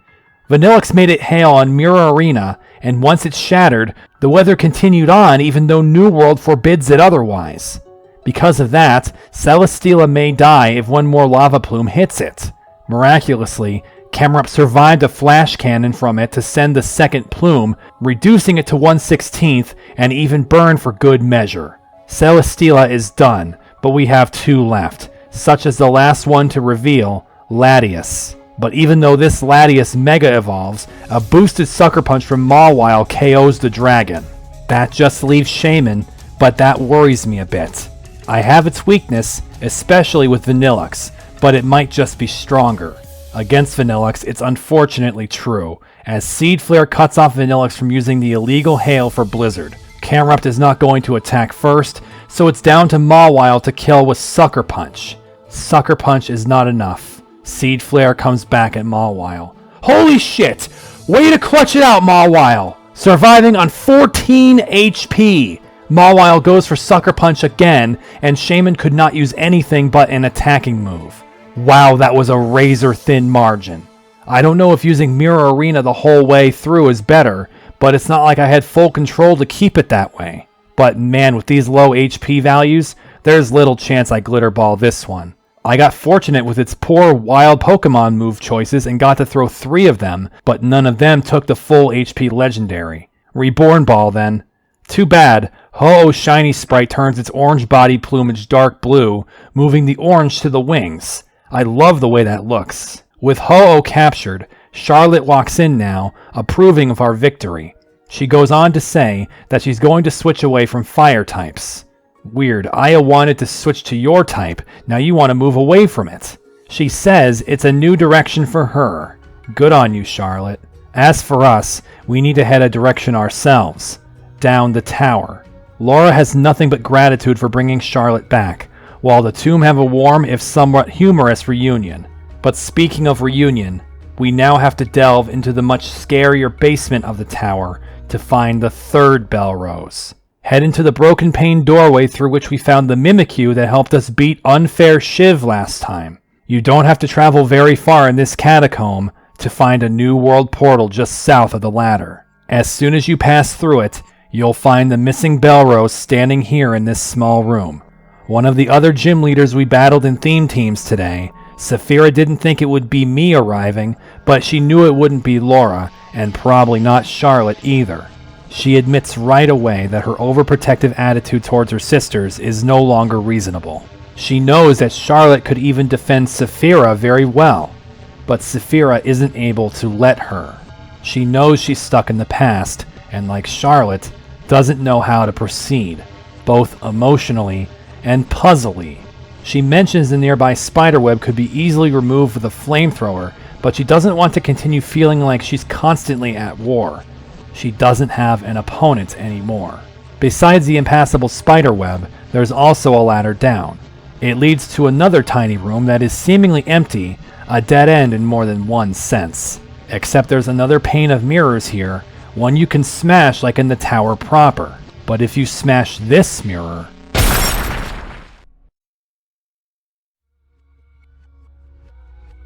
you find that everything has another perspective, especially this place. Now with the Mirage Tower music playing in reverse, let's solve a completely different puzzle than what we saw with Charlotte. By punching the mirror walls, you can move between Lifeless Cave and a dark crystal cavern. Inside this dark blue world, you'll see a pyramid resting on top of what you learn is ice. Just like we were doing in the rest of this tower, you can push the pyramid along the ice. In this room, moving it north seems to be all we can do. But take a step through the looking glass again, and now, the ladder in the previous world has now shifted. It leads up through the ceiling onto the other side of the spider web. Another gate stands here. Enter, and Saphira joins you immediately. She burned the web after all. However, she wants to know how we got here without doing that. Sorry, Saphira. Remember, all I ever do is sit here and listen. She now faces the new world she got roped into dealing with, and calls it the worst one, since it's basically just a dark basement. You'll have to leave the ultimate gym leader behind by smashing through to the dark mirror world. The puzzle for a while is pretty easy. You'll find another patch of ice and a pyramid on it. Push the triangular puck across the ice, then return to the less pleasant side. Go down the ladder to find no path forward, except through glass again. Move the pyramid to the top right of the sideways L and return. Up the migrated ladder is a room with only one tile of mirror to touch with violence. Push a pyramid up and left to drag the ladder through more solid earth. Climb down it and go to the left to find another corner of mirror. Another horizontal ice rink to push a pyramid across, break on through to the other side, and climb that ladder once more to get to the next gate. Saphira joins us again through force, but says nothing about the strange world here. She instead mentions what has been left of her life since Meteor was destroyed, since Sigmund was killed. She had no purpose other than to protect her sisters and kill the doctor, but failed to do either thing in the end, and now she has nothing. The puzzle continues, but if you go through the mirror on the upper floor, you'll find you can't move the pyramid. However, there's a doorway back. If you take it, you're going to find that it brings you back to the beginning of the whole puzzle. But don't fear. Thanks to Saphira, the webs that blocked your way are disintegrated now, and you can quickly return to the furthest point you got to. So instead, climb down and through this mirror instead. Your eyes will be drawn to another Megastone and Z-Cell to the northwest. You'll need to work for it. Move the pyramid left, then smash through again. Go up the ladder, give yourself 7 more years of bad luck. Like seriously, maybe that's why all these horrible things happened after episode 17. Push this pyramid north, then return to the cave world. You can take the ladder down and curl around the corner to the right to re-enter the mirror realm, but when you find the pyramid to the left of another rink of ice, you'll see the goodies again, and maybe think about something. Why was there such a big square of ice in the last section? Go back a few rooms to that last ice rink, and push the pyramid left and down to this corner. When you climb down the ladder now, you're on top of the ledge instead, with one small sliver of mirror to plunge through. Voila! Lunalium Z, along with that Z-Cell. Go as far as we got to again, and push the pyramid now to the right and down. The ladder up will take you to the end of the section, and seemingly to the end of the puzzle. Pick up another Z-Cell, then walk north until Saphira rejoins you to declare us at a true dead end.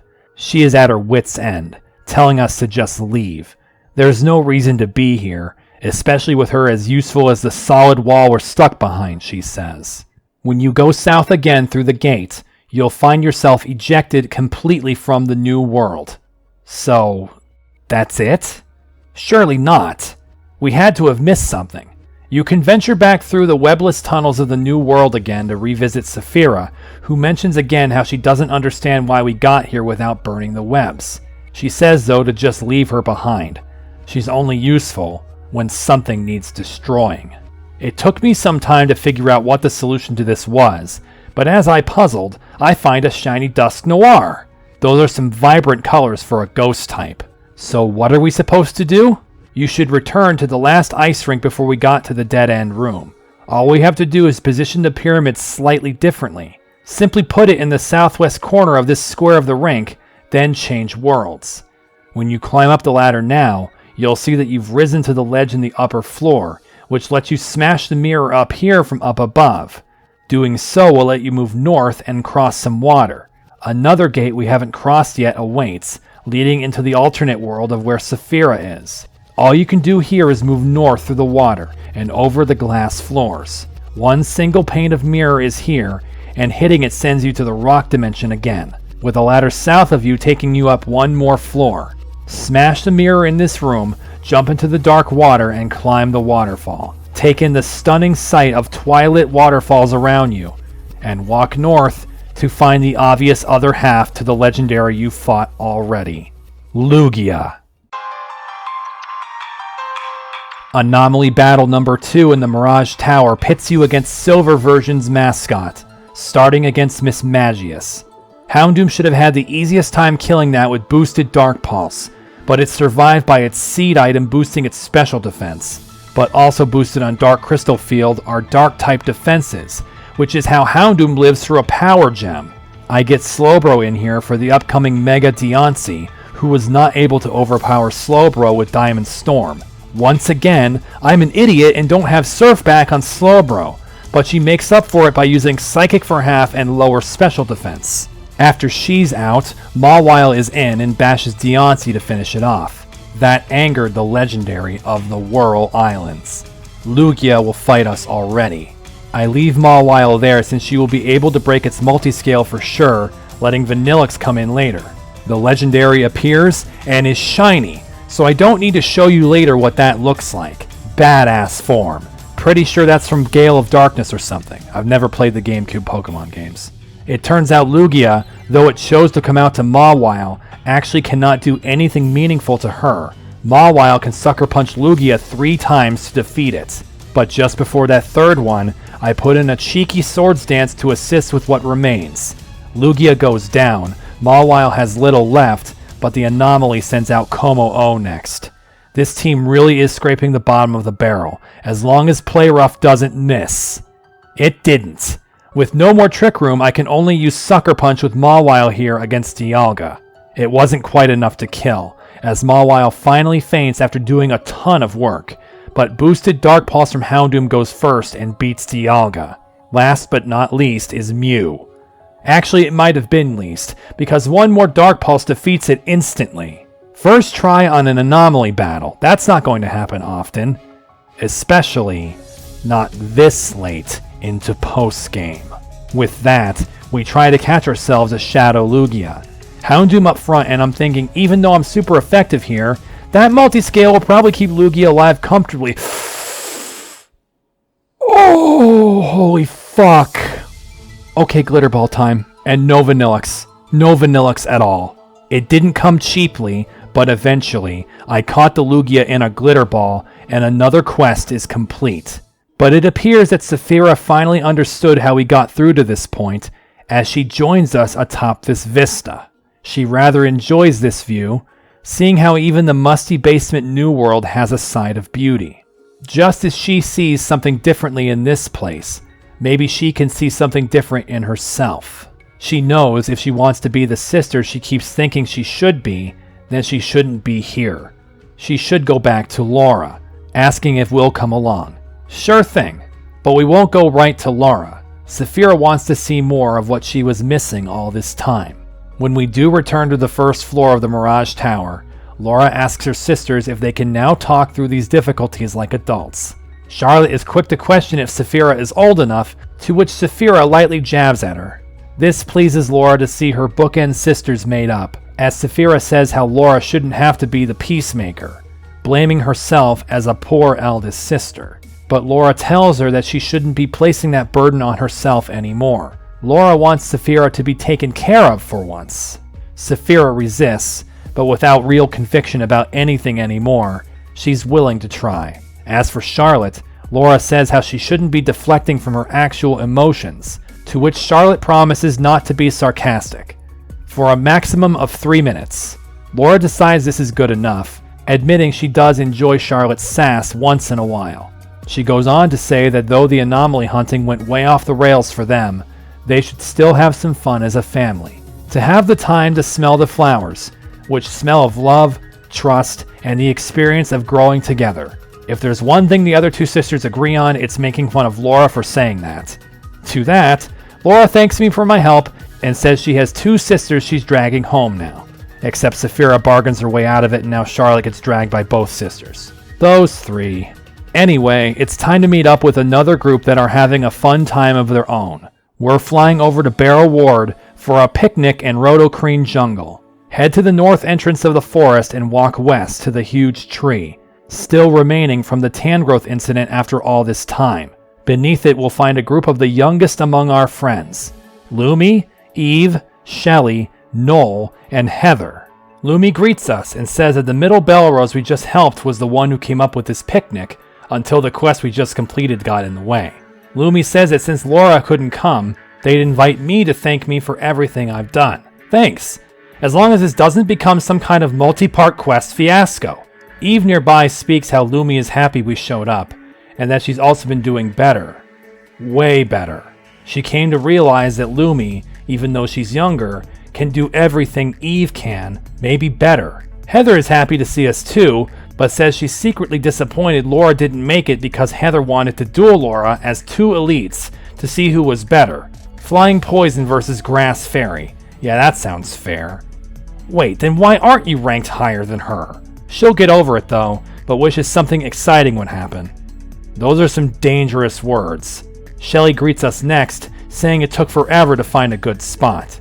Yet you picked the spot where Heather was beaten by Lynn right where Pulse Tangrowth was in the middle of a hailstorm. As for Noel, he doesn't understand picnics. The food doesn't get better, it only attracts bugs. You know, I'm kind of on your side about this. But talking to Lumi again, she suddenly realizes what they forgot. They ordered some bubble teas from Obsidia's Spice, but they didn't pick them up. She apologizes, but asks if I can go pick them up for them. Alright, just don't all disappear again like the Blacksteam Shelter Band. Go to the Spice, get the bubble teas, return to Rhodocrene, and why is the color of the forest drained away? Guys! So everyone is gone but Lumi, and a new world portal is here. She gets to explaining what happened right after I left. This strange aura of colorlessness started washing over the area, scaring Pokemon into burrowing into the Underroot. Shelley noticed that and went searching for a way underground, while Heather flew up to the top of the tree where the source of the aura seemed to be. After that, the New World door opened, prompting Lumi to get upset about this totally unexpected quest interrupting their picnic. It makes her want to say the word her friend Santiago taught her. Please don't. I fucking beg of you. Anyway, the last two patrons of this picnic, Eve and Noel, went into the portal. At this time, Heather returns saying that the top of the tree is covered by a strange barrier. She says she's going to try breaking through it and takes off again. Lumi continues to stew, wanting to have a word with whoever is responsible. That would be your former boss, who is somehow younger than you are, I think. Also a god, but minor detail. Before you venture into the portal ahead, you should go check on Shelley. Not because she needs help, because there's something valuable down in the Underroot. Head down there and start descending the cavern, and you'll quickly find a Z-cell near Shelley, and then 9 more. Yeah, really, there are 10 Z-cells down here. Shelley doesn't understand what they are or why they're here.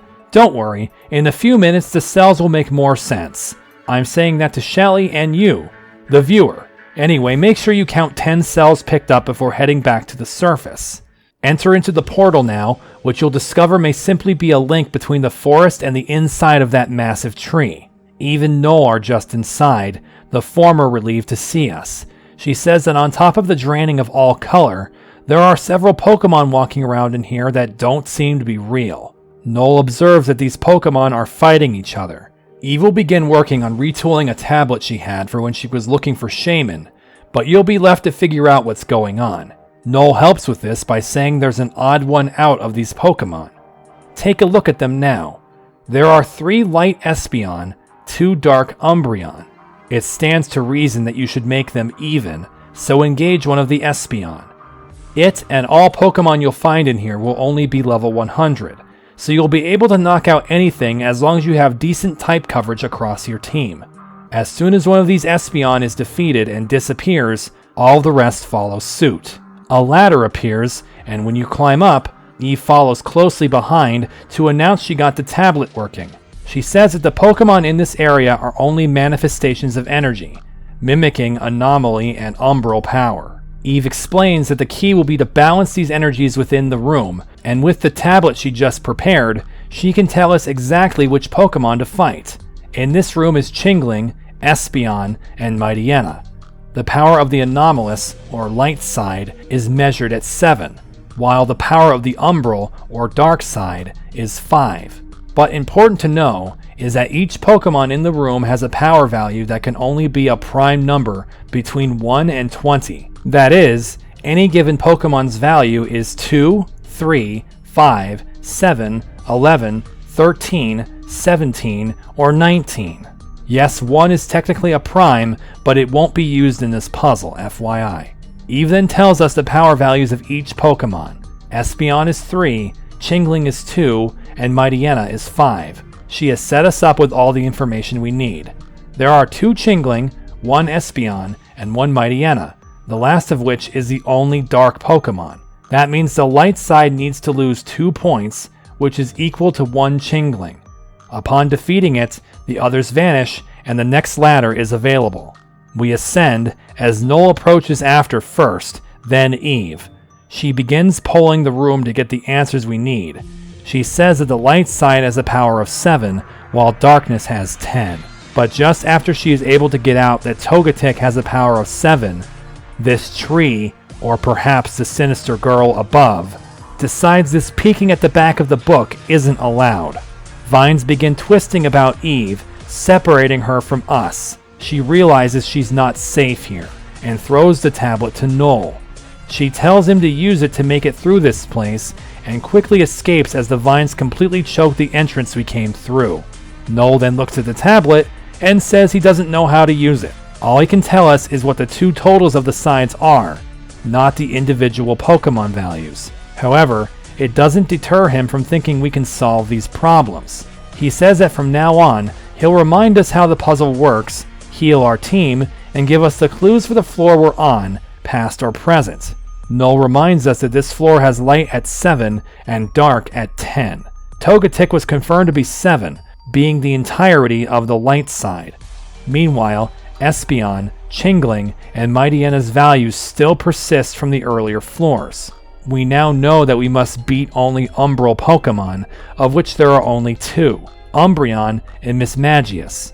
Noel reminded us about Umbreon from the first floor, where we got through with 2 each of Espeon and Umbreon. Thus we can deduce that Umbreon is also power 3.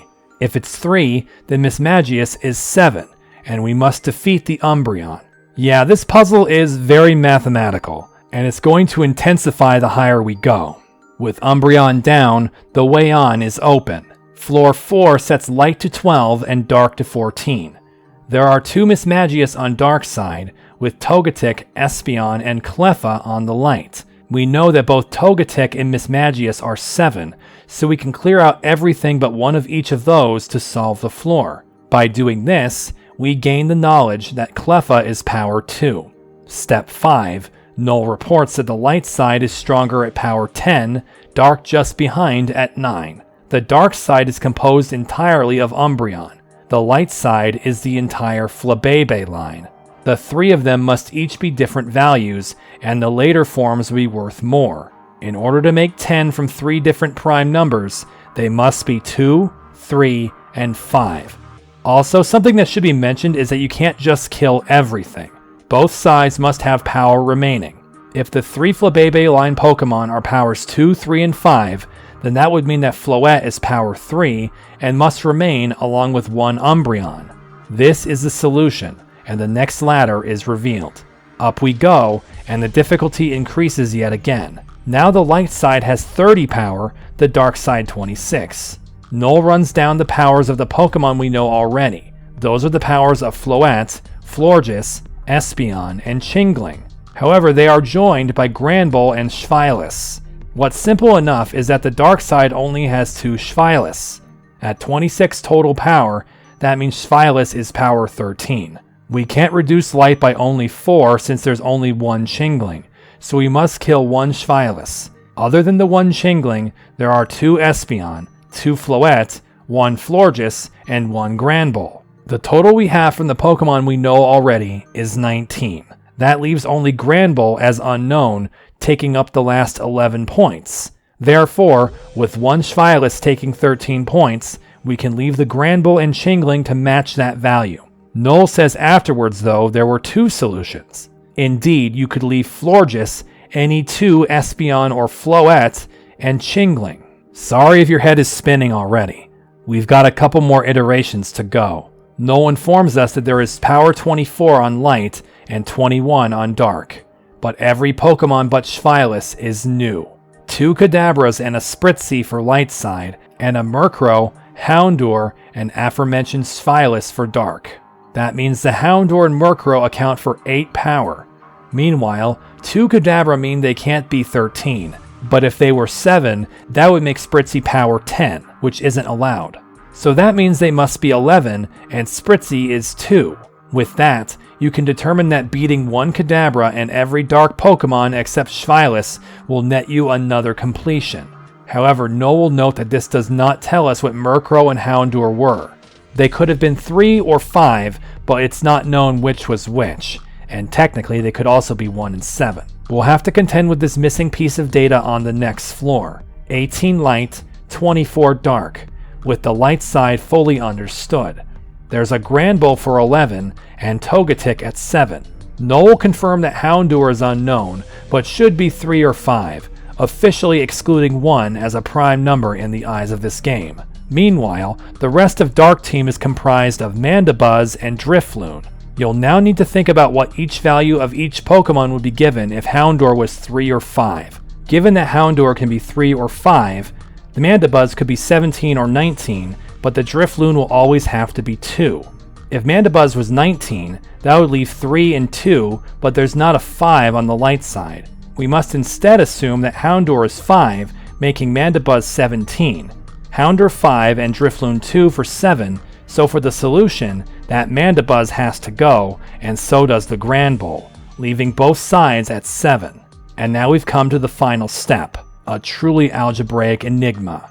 There is only 20 power on Light to Dark's 31. Every single Pokemon in this room is new, but Noel points out that we've run into Pokemon in their same lines already, so we can deduce that more evolved Pokemon are worth more, and pre-evolutions are less. Light side only has 2 Pokemon, Clefable and Chimecho, as Noel reminds us that both of Cleffa and Chingling were power 2. As for Dark side, there's a large number of Pokemon. 3 Dinos, 1 Hydreigon, 1 Eevee, 1 Poochyena, 1 Mischievous, and 1 Vullaby. What we can figure out right away is that, if Schweilis is 13, then Hydreigon must be 17 or 19. However, if it's 19, there isn't enough points left for the rest of the Pokemon, so he must be 17. But this leaves 14 points for 7 Pokemon. Are they really all 2? If you accept that none of them can be 1, then this must be true. But then, what can the other side be? There are 2 combinations of primes that can make 20, 3 and 17, and 7 and 13. We cannot leave Light side at 20, because 17 cannot become even with only 2s. We also can't make an odd number with only Dark side's 2 power Pokemon. Therefore, the ultimate solution leaves us with only 2 Pokemon remaining, both of them power 17, Hydreigon versus Clefable. With this, we have mastered the mathematical mechanic and ascend to the top of the tree. Apparently there's a waterfall on top of this tree. Noel believes the source of this discoloration should be close by. He expects it to be an anomaly, of course, so take a look around. You won't get very far in any direction before you are stopped by the barrier that Heather mentioned, shown as a pattern of hexagons. You can only go to the left, where it seems like there is nothing, unless you try pressing into the branches of the tree. Right at this spot, you'll find an extra hidden Z cell. Swim across the pool where Noel is, and you'll find a second one. At this point, we have gathered 60 Z cells. Now that we know about the barrier, we can talk to Noel again. He minimizes how helpful he had been in the puzzle below, thinking that Eve would be able to figure out something with the barrier. And that's when a creature blazes across the sky above us with an angry Heather hot on its tail. It flies south now, but as Heather tries to pursue it, the barrier suddenly forms in front of her. She yells that this will allow that beast to heal again. She reveals what the Pokemon is. Yveltal. It's the one eating the color from the forest, but Heather cannot strike the Y legendary down before it can protect itself and roost. That's when a sound of building energy begins emitting all around us, the entire tree quaking. Heather doesn't know what it is and isn't about to wait around to find out. She says her Salamence has had enough, so she tells us she's getting us out of here. That's when Noel declines. Heather is flabbergasted at this, but Noel, in an interest of being useful, saying he wants to stay to figure out what is happening. Heather tries to warn him off it, but quickly loses the little patience she ever has and tells me she's getting me out of here so I can learn what this barrier is and fix it. Fix it. We've heard that before. She then grabs us and we are flown to safety back at the bottom of the tree as Heather immediately goes back up to extract Noel anyway. Lumi is shocked to hear Noel stayed in a place like that, while Eve said that the barrier has now covered the entrance, so it will be unable to re-enter the tree. But that's when Shelly has an idea. She points at how it's Yveltal up there, and down in the underroot, we found the bundle of Z cells. She mentions an old myth she heard about Yveltal, a giant tree, and a snake eating at its roots. She believes that snake was Zygarde. Eve is skeptical of the myth itself, but agrees that Zygarde's core enforcer move may have the property needed to dispel the barrier. She believes that this will work if we can obtain a 100% Zygarde. Best I can do is 50%. Still off the necessary cell count by 40, we don't have a great plan to overcome this problem. This quest is revealed to be another multi-part quest, with the kids here telling us to continue finding Z cells and anomalies until we finally obtain 100% Zygarde. Shelly murmurs, though, about if there's someone who can help us get that Zygarde. By the way, if we return to the place that a certain lemonade salesman told us to fix it, we may head back to the portal in the middle of the desert. Wow, I just realized 4 different quests in the desert in the same episode. Of course, this is where Zygarde is composed. And if we go back to where Florinia was trying to hack the PC before, we can present the 60 cells we've obtained to open 6 shutters. Halfway down this hallway, there's a newly revealed computer, which will prompt us if we want to initiate 50% enhancement. Naturally, if you picked up the 10% Zygarde from the other room here, then you can now morph it into 50% Zygarde. This doesn't get us any closer to saving Noel though. We'll need to keep tracking down cells, or maybe find another way. On the way out, I found a shiny Magneton.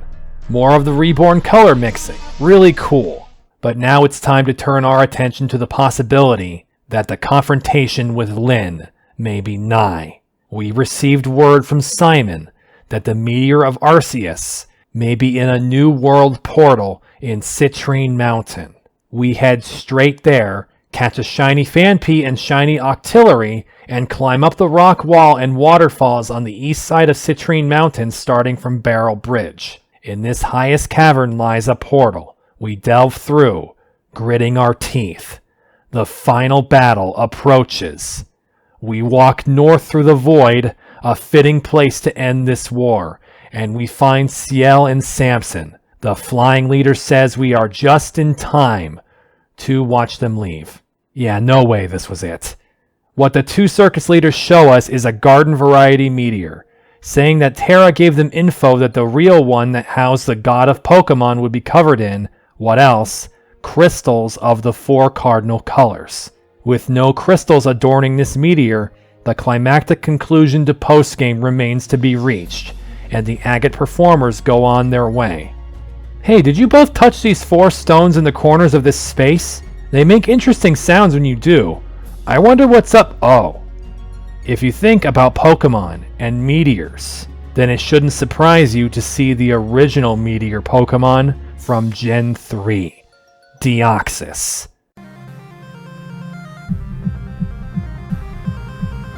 A run-of-the-mill meteor paired with a run-of-the-mill anomaly battle, again as paradoxical as that sounds. But Deoxys goes a bit unorthodox and starts with itself, speed form.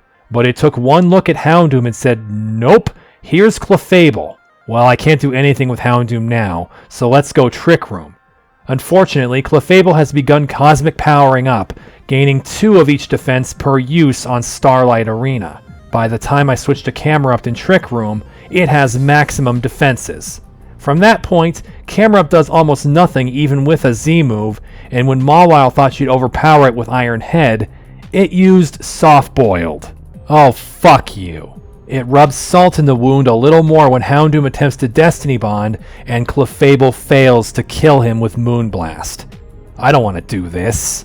So knowing that's coming, I keep Houndoom up front and switch out like Deoxys does, going right over to Mawile.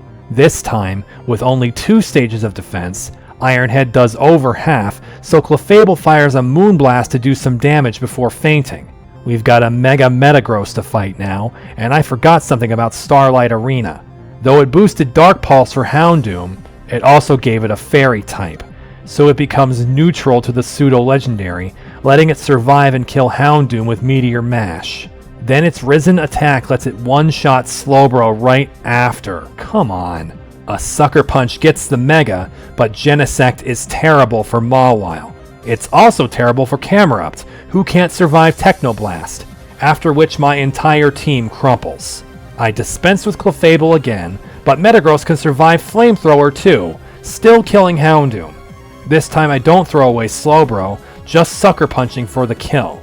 But I'm foolish enough to send Slowbro in front of a Genesect, who didn't even need to use a bug move for Slowbro. A Technoblast with a special attack stage still kills her. So Houndoom has to come out at that point to beat Genesect. I decide I'll put Mawile up front first to try killing Speed Form Deoxys. Well, it ignored Sucker Punch because it went for Reflect. Then another Sucker Punch failed as it switched to Metagross, who then kills Mawile with a single Meteor Mash. Reset. Mawile's first 2 turns are Swords Dance instead. Reflect keeps Metagross alive against Sucker Punch anyway. Reset. I put Brick Break on Mawile now, and let Deoxys put up Reflect, just to smash it for some damage on it. I switch over to Houndoom after, but once again we are faced with Metagross. I thought Metagross was slow enough for Houndoom to ditch Focus Sash for Life Orb to kill it. So no. Mega Metagross has 110 speed and kills Houndoom, but it turns out Slowbro can Trick Room in front of Metagross. Then in a crazy turn, her Flamethrower burns the Metagross, which lets her survive a second Meteor Mash and kill with Flamethrower after. That's what I'd like to say, but Bullet Punch is what actually happened. That hits Camerupt too, but only for 50 damage, and Lava Plume wastes the Mega. I then send Mawile back out against... Oh good, Mawile mauled Darkrai with Play Rough. Here's that Genesect again, but I have Trick Room now. Lava Plume annihilates Team Plasma's favorite Pokemon, bringing us to that Clefable again. Now with no defense, it cannot survive even one Iron Head. Finally, Deoxys is back, but only Mawile has a strong move for it. She remains, and out comes Defense Deoxys? Yeah, 2 Deoxys in this fight. Strange there weren't all of them, to be honest. With Trick Room still remaining, I know that a single Sucker Punch won't kill that thick bastard, so I use the time to play rough instead for 2/3. A Flash Cannon returns fire, but Mawile is okay, and Sucker Punch takes out this Deoxys. That leaves the very first Pokemon of this fight, Speed Deoxys. But yet again, it immediately makes me fail Sucker Punch by putting spikes down. Wait, you don't have attacking moves, do you? No, it uses Stealth Rocks next, and then Spikes again, by which point Play Rough bashed that statusy mythical good. That was a strange fight. Surely felt like it could have used more Deoxys, but now we can attempt to catch it ourselves. Unfortunately, though I had plenty of Glitter Ball throws, this damn space virus would not take to it. It wore me down to my last Pokemon, and I wasn't going to throw away the victory. Caught in a Reborn Ball, I'll just show you Deoxys shiny. It's awesome. Its color scheme changing per form, most of the time having a silver base with a different detail color. Just like that, another quest is done. Let's leave.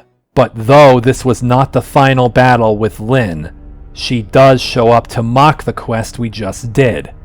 Yeah, she badmouths how lame this was. Just fight a Deoxys. Who's responsible for this? She then says something really out of the blue. There may be some other game we can play if we wanted more Deoxys, and asks if I'm interested. Yes?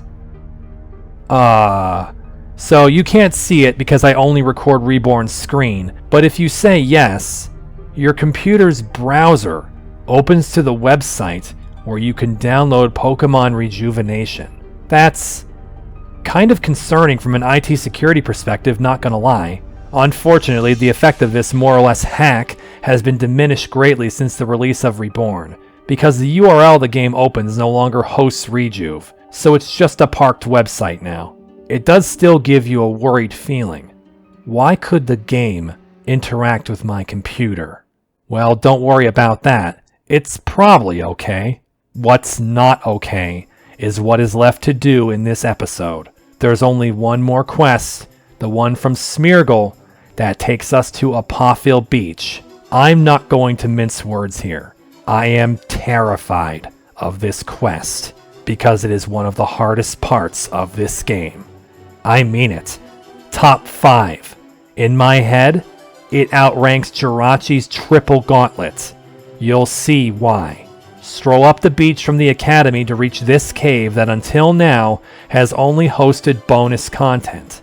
Now in the higher room filled with mining rocks, you'll discover yet another portal to the new world. Your eyes adjust to the bright landscape, made so by the plentiful snow on the ground. Crunch through the snow to the north, and you'll find the one-eyed, red-tailed person Smeargle said came here too. Taka, once again, the once scion of Meteor, is involved in a quest, though this time, even though he came out here of his own volition, he's not sure what he's doing here. He wanted to do his part, but he didn't reckon with this coldness. He asks me to go with him, saying he'll be more confident with the champion in his corner. He goes north a bit before saying how this is standard fare for us, whereas he finds it very daunting, especially when he doesn't know what he'll find. But as long as he's not alone, he'll manage. He can break free of those who held him captive before, both his father and Lynn. Oh crap, too late to warn you.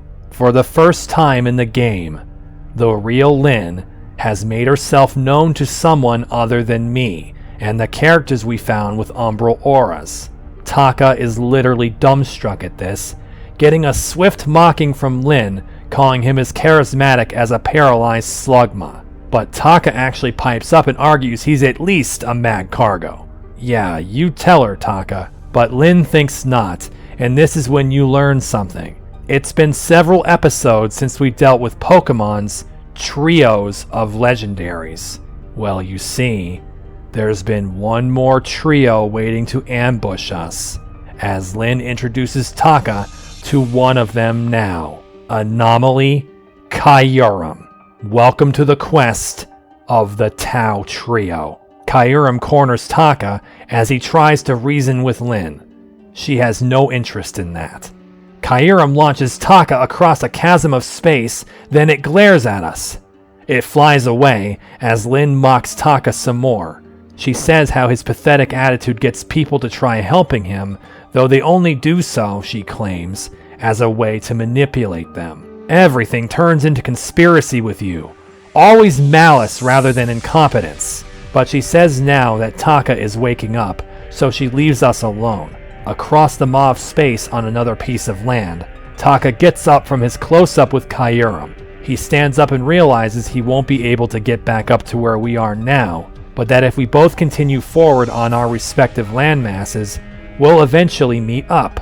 Despite the setback, he's confident we'll get through this together. Then, you're told that you can push the A button to switch characters.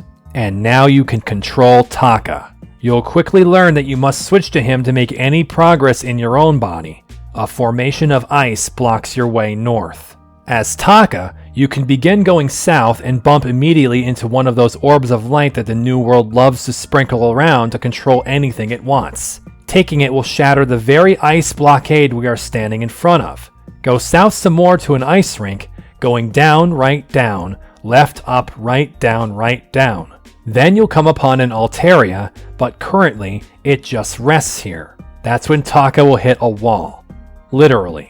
No more progress can be made as not me, so I switch to me again and continue north. There will be a blue crystal here that, like in Iolia Valley, will form an ice bridge. But where? It's not on my path, and it's not near Taka now. It's actually to the north of where Taka started. Go there, cross over, then find another Pokemon helper, Abomasnow. It's ready to warn you about snow, and when it does, Taka observes that the snow falling has built up a pile near some cliffs large enough to cross them. He's otherwise stuck behind an ice barricade, so back to me. I get to make use of the new snowdrift that forms a hill down this cliff. Another Altaria is roosting here, but it doesn't like the hail. Cloud 9. No more snow and no more hill back up. Change back to Taka, get Abomasnow to yell at the sky again for more snow, then walk all the way south to where Taka got stuck before. This time, there's another drift of snow piled up to get up this cliff. On top of it is another orb, but this time, the snow has actually frozen the orb in place. How? It's just light. But it's a puzzle, has to give you some reason to use Altaria. Switching back to me, that's exactly what I do. The snow stops, then Taka can pick up the orb to break the ice that was near me again. Unlocked, I continue east across another ice pond, which is easy to cross by going right up, right down, skating by the Abomasnow. There's another orb to grab and shatter another barrier of ice somewhere else, but Oildrum is out of moves. Someone needs to make it snow. I can do that by going back to the rink and skating left, up, and left to poke Abomasnow. There's a new pathway down the cliff for me, and another blue crystal to touch. I don't have anywhere else to go, but Taka does. He walked all the way back to the northeast area with this Altaria, and now there's a staircase of snow beneath him. Taka finds a blue crystal himself and activates it, which is a plot hole. He doesn't have the crystal keys. Anyway, now I have some stairs to use, but an orb nearby is frozen. Look, a convenient Altaria! The orb thaws and breaks the wall that Taka had just reached. Further south is another ice rink that Abomasnow is also enjoying, but it appears not to be possible to solve as Oildrum. Taka takes the reins and mutters to himself that we're about halfway to the center. Just south, there's another blue crystal, right in time to put a rough spot on the ice rink I'm in, chilling with Abomasnow. I say bye to Abomasnow and head more south, finding another orb to open an ice gate. However, there's no way to progress for either of us now. Hey, Abomasnow, buddy, little help? It does help Taka advance, passing by another Altaria to activate this blue crystal. Taka can keep going to another snow hill that he can cross before Altaria gets too annoyed, but then there's a frozen orb just beyond it. Oildrum will have to talk to Altaria. Crossing a newly formed ice bridge here, this Altaria clears the sky, and Taka's now unfrozen orb clears the way. He goes up another skating rink, touches an orb, a crystal, and an Abomasnow, and Oildrum can walk down this cliffside and across this bridge. I walk for a while around this helix, but then get stopped again by another crystal formation. I see there's an inactive light here, so we need to Cloud 9 again. I head back to where I crossed the latest bridge and ask Altaria for help. The snow ends, the orb is taken, and Taka is free. Finding an exit is close by. Need more snow.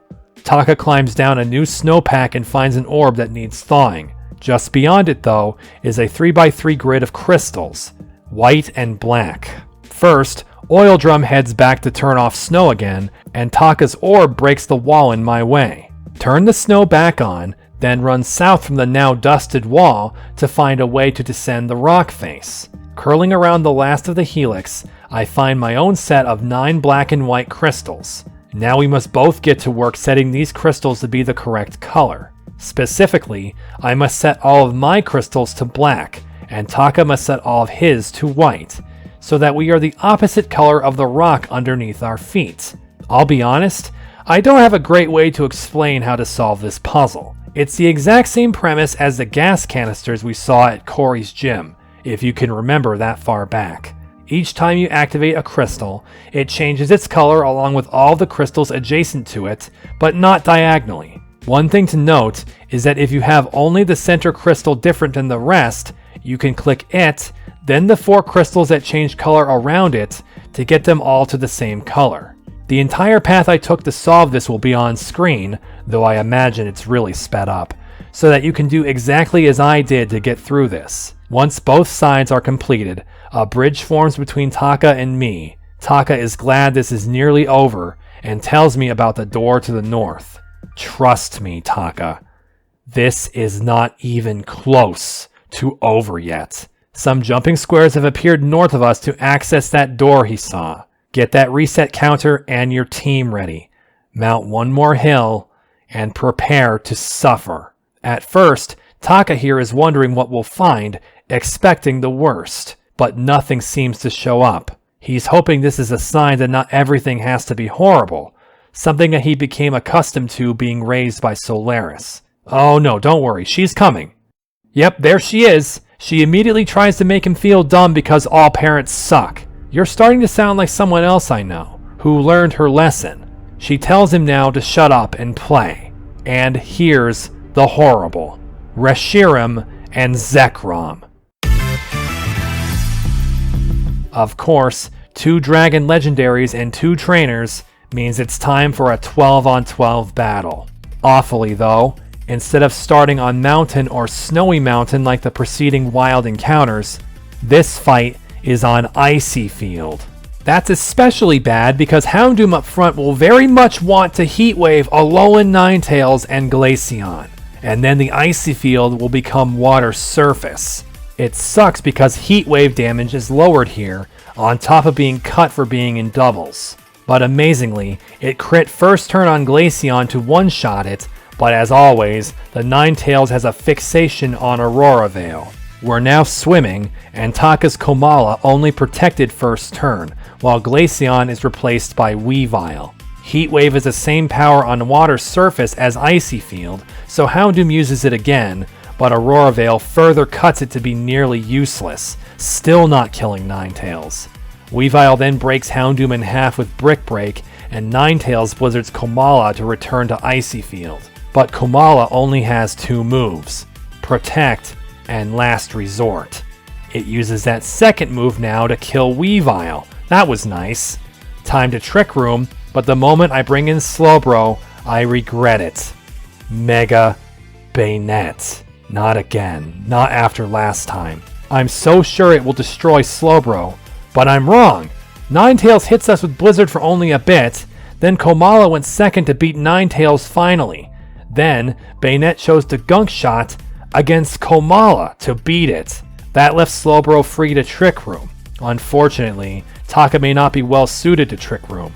He puts out Giraffe Executor, while the right side dragon sent out Mimikyu. Wow, this fight is cram full of badness. I just want to break that disguise at least, but Blizzard can hurt Bayonet some. Unfortunately, it went for Sucker Punch first to damage Slowbro, but she goes and hits both to make some progress. Woodhammer pounds the Mimikyu, but it lived to play rough. Then it missed! I don't want Slowbro to attack again though. Sucker Punch will do her in easily, so I switch to Mawile. That proved to be very fortuitous, as she's hit by 2 Shadow Sneaks, but her Intimidate just made them much weaker. Knockoff from Executor beats Mimikyu, which is fine, but knocking out both sides evenly maximizes the amount of time 2 Pokemon oppose us. The next one out to fight us is one that loves Trick Room, Golem. I know that beats Mawile in slowness, so I make a better play. I Sucker Punch Bayonet's Lights Out. Mawile survived Golem's Rock Slide, but thanks to Icy Field, the Rock's got a secondary Ice type and bowl over Executor. It's time for anomaly number 1 on the left, Reshiram. Man, that thing is tough for Mawile. Nothing she does is useful to killing it fast. Taka's Klefki, though, gives her an immense in, putting up Reflect ahead of everything to let her survive Golem's Wild Charge. She hits back with Iron Head, but Golem also hangs on. Then Fusion Flare from the legendary takes her out. Golem was too tired to stand up after Hail hits it once more, but as Drampa comes in, so does the other anomaly, Zekrom. Holy shit, that's a hefty field. No way Drampa can cut through that, and need I remind you, Aurora Veil is still there? I go for the slightly damaged Reshiram with Dragon Pulse, and sure enough, the damn Veil kept it alive. But we get some luck when Zekrom went for Outrage, which will hit randomly. One of us weak to that, the other immune. It hit Klefki, but so did Reshiram's Earth Power, almost killing it. Now Aurora Veil is gone, and so is Reshiram after taking another Dragon Pulse. While Klefki's Dazzling Gleam took some HP from Zekrom, but the keychain falls to Fusion Bolt. Taka sends in a Gliscor, which will be great against two electric types, the other being this Raikou. I'm sure that Hyper Voice kills the weakened Zekrom, so I use that to also hurt Raikou a lot. But just then, Gliscor fails me by missing Stone Edge. Fuck man, I needed that so much! And so did it, as Raikou's hidden power was Ice, and Gliscor is destroyed. Things are starting to look dicey, because Trick Room is gone, and we are still in the thick of it. Now the Zekrom side can deploy speed all at once. Dusk Lycanroc. I try in vain to attack with Hyper Voice again, but Drampa is cut down by Brick Break. Somehow, Taka's Minior is not defeated by Thunderbolt, so it responds with Rock Slide to beat Raikou. But even with shields down, it's not going to go faster than Lycanroc. I want Slowbro to Trick Room for us again to help, but at that HP, he'll easily die to the incoming Guzzlord. Instead, she regen switches to Camerupt, who eats a knockoff which didn't get to be full power thanks to his Z Crystal, but Minior is beaten by Sucker Punch. Oh fuck, that's not good for Camerupt or anyone. Camerupt never acts, as Drill Run kills him, but Taka's Ace Chatot got to go after and Hyper Voice, almost killing Lycanroc, who is going to die to Hail now. But Guzzlord attacks the bird with Rock Slide and one-shots it. That's it for Taka. And guess what? There's a Mega Kangaskhan left. What the fuck? Why does it feel like they don't stop? The only chance was Trick Room, but Kangaskhan Mega stops that with Fake Out, after which Knockoff from Guzzlord and Hail take out Slowbro. Now I only have Vanillix left, and I can't rely on Hail to kill Guzzlord this turn. He goes for Blizzard, but Kangaskhan's power-up punches find him first. However, he only loses a quarter and goes before the Ultra Beast to Blizzard them. Holy shit! Kangaskhan froze and Guzzlord obviously got out of the way. This is one-on-one now. Please don't thaw. No! Kangaskhan unfroze and Mother and Child power-up punch Vanillix again. He did it! I don't know how, but he did it! The Clutch Master survived both of their punches again and won the fight! It's unbelievable! It truly is! It's unbelievable how much this won't matter! The battle ends, and the anomalies lose their auras. Is it over? Taka asks. Let me answer that question with another question. Did you forget about the Kyurem? All three of the Tau Trio now face us at once, and behold, a gauntlet. A 12-on-12 fight begins for the second time, but not on Icy Field.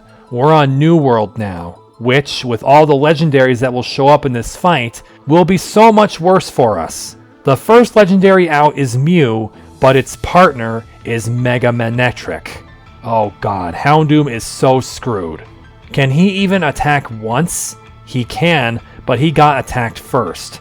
Not by Manectric, by Mew, who used Vacuum Wave. I thought for sure he was dead, but no, his Dark Pulse fires at Mew and kills it instead. But sadly, Houndoom is promptly taken out by a Swift. Komala once again starting with Protect to set up its last resort. By the way, it's still hailing, even though we're on New World. This time I don't get it. The overworld is hailing, sure, but the fight shouldn't have taken on the hail like what happened in the Ho-Oh fight. So anyway, we now need to deal with Manectric, who is about the worst thing of all time here. Slowbro absolutely cannot come out here. Drampa will have to figure it out by himself. It just got a lot worse. Mega Salamence. But then, this turn happened, where Drampa is hit, for some reason, by both of them using Swift, and he lived! Then, with Komala helping with Last Resort, we killed both Megas with Hyper Voice! I'll fucking take that, though I wish I could give back the part where Drampa died to fucking Hail on New World. That stings a lot. Then the situation goes from bad to worse. Slowbro goes out, and both Reshiram and Zekrom are here. It's so bad, until they both hit the magical seed for Quince and recharges. Free Trick Room goes up, but then very annoyingly, Komala did not use Last Resort, going back to Protect. Come on, Taka! Now, Hail will benefit me by letting Slowbro hit Unmissing Blizzard on both of them, and it even freezes Zekrom and takes its turn away. But they didn't take a lot of damage from it, nor from Last Resort, leaving Komala open to be Ancient Powered. Taka deploys his Palm Tree now, but Blizzard fails to kill either dragon, so Spatial Ren hits Zekrom to take it out. Why did you go for the frozen Pokemon? Especially when now, Reshiram went to Roost! No, of all things, don't fucking heal. We then get Victini next, which doesn't appear to be great against us, but I don't have Surf still, so I don't have a good move for it either. I Psychic Reshiram to move its HP back the other way, while Executor does me an amazing favor. It knocks off Victini, one-shotting it, but that's all it will do. Fusion Flare from Reshiram obliterates its fellow dragon. And now a very awful mythical joins Reshiram. Magearna. I really need to kill that dragon, but one more Psychic isn't enough, while Klefki only figured to go for Light Screen. That's nice, but even with the additional great fortune of Magearna's Fluor Cannon missing, Fusion Flare then melts down Klefki despite the screen. But on the next turn, when I feint the Reshiram finally, I realize that I've been playing right into Kyurem's claws. Magearna's Soul Heart has gone off twice, and that gives it more than enough power to kill Taka's Chatot with Flash Cannon, giving it another power increase. Only Taka's Gliscor is left, something that doesn't like Trick Room, and across from us is Hoopa Unbound. Now Slowbro is in a bad place, with basically no way to kill Magearna before it gets even stronger. Slowbro flees to prepare to use Trick Room a second time, putting Vanillix right in the path of a Death Beam Fluor Cannon. Meanwhile, Gliscor never went, as Hoopa went first with Ice Punch. I still have Trick Room up, so Camerupt has the chance to kill Magearna. And then I blow it. I only use Earth Power instead of Special Tectonic Rage, and the damnable Myth survives. It then kills Camerupt with Fluor Cannon, and Hoopa destroys Taka's Minior with Hyperspace Fury, rendering me alone in this fight. The only mild consolation is that Hail killed Magearna, but what are we supposed to do now? Trick Room vanished, and Slowbro is going to have the worst time putting it back. Mawile comes in instead, which is not great because Hoopa Unbound isn't weak to Sucker Punch like its confined form, and worse, Black Kyurem is here. It uses a Power Herb for an instant freeze shock, joined by Hoopa's sudden Z move Black Hole Eclipse.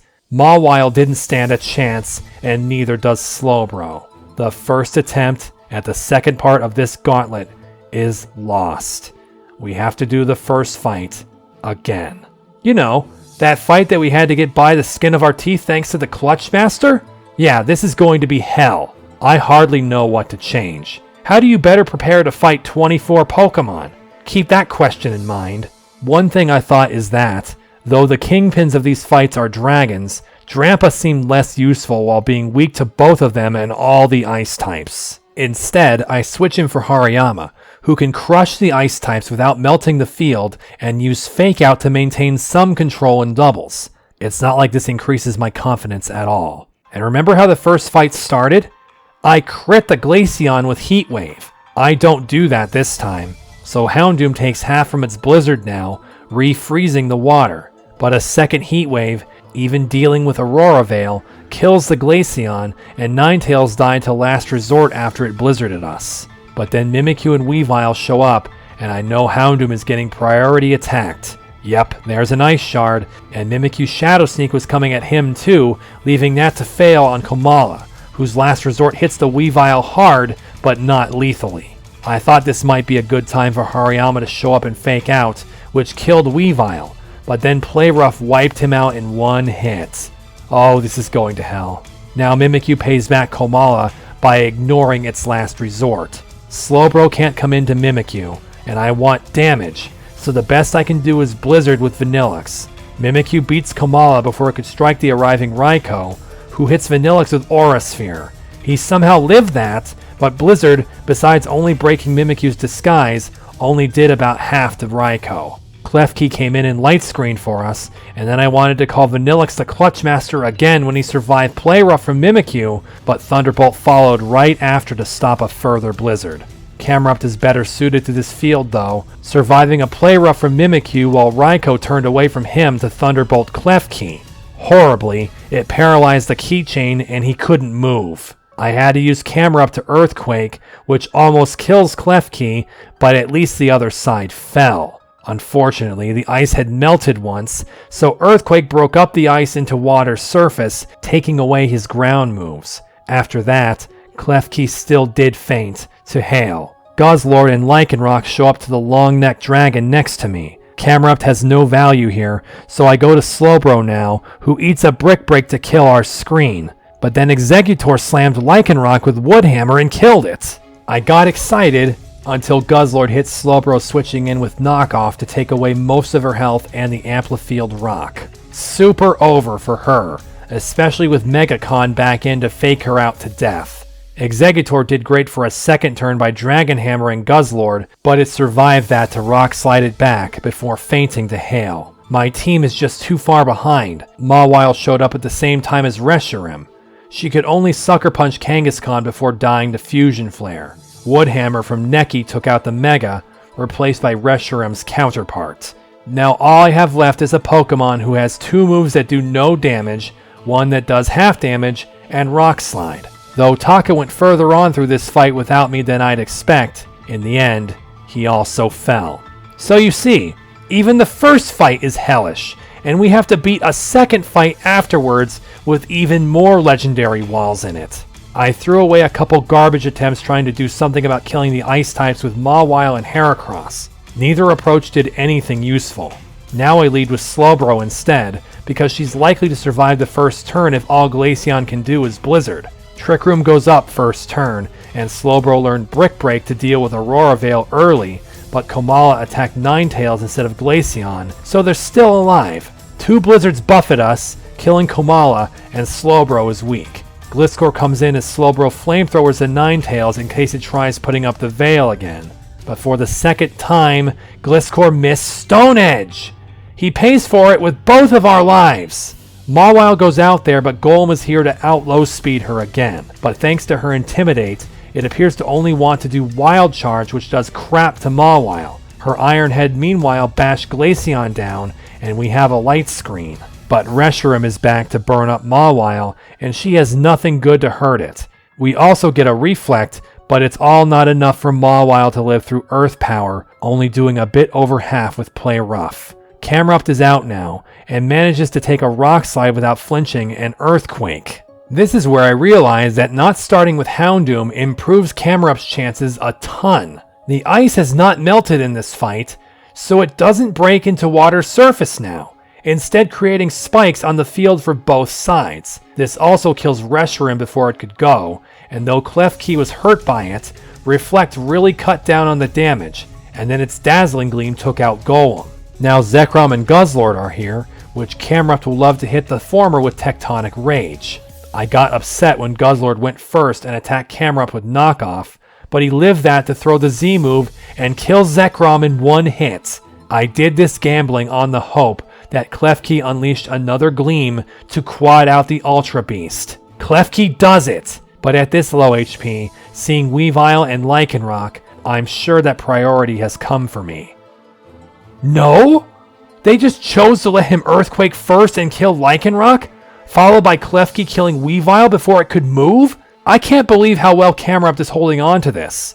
But again, it feels like the opposition is never ending. Mega Bayonet and Mimikyu are here, so obviously we aren't killing both this turn. We aren't even hurting them, because now they both do Shadow Sneak to kill both of us. Vanillix and Executor come forward, and I watch Executor stand up to ridiculous offense. It gets hit with Play Rough, only take half, eat a berry to heal most of that damage, then get shot by Gunk, but also live that too.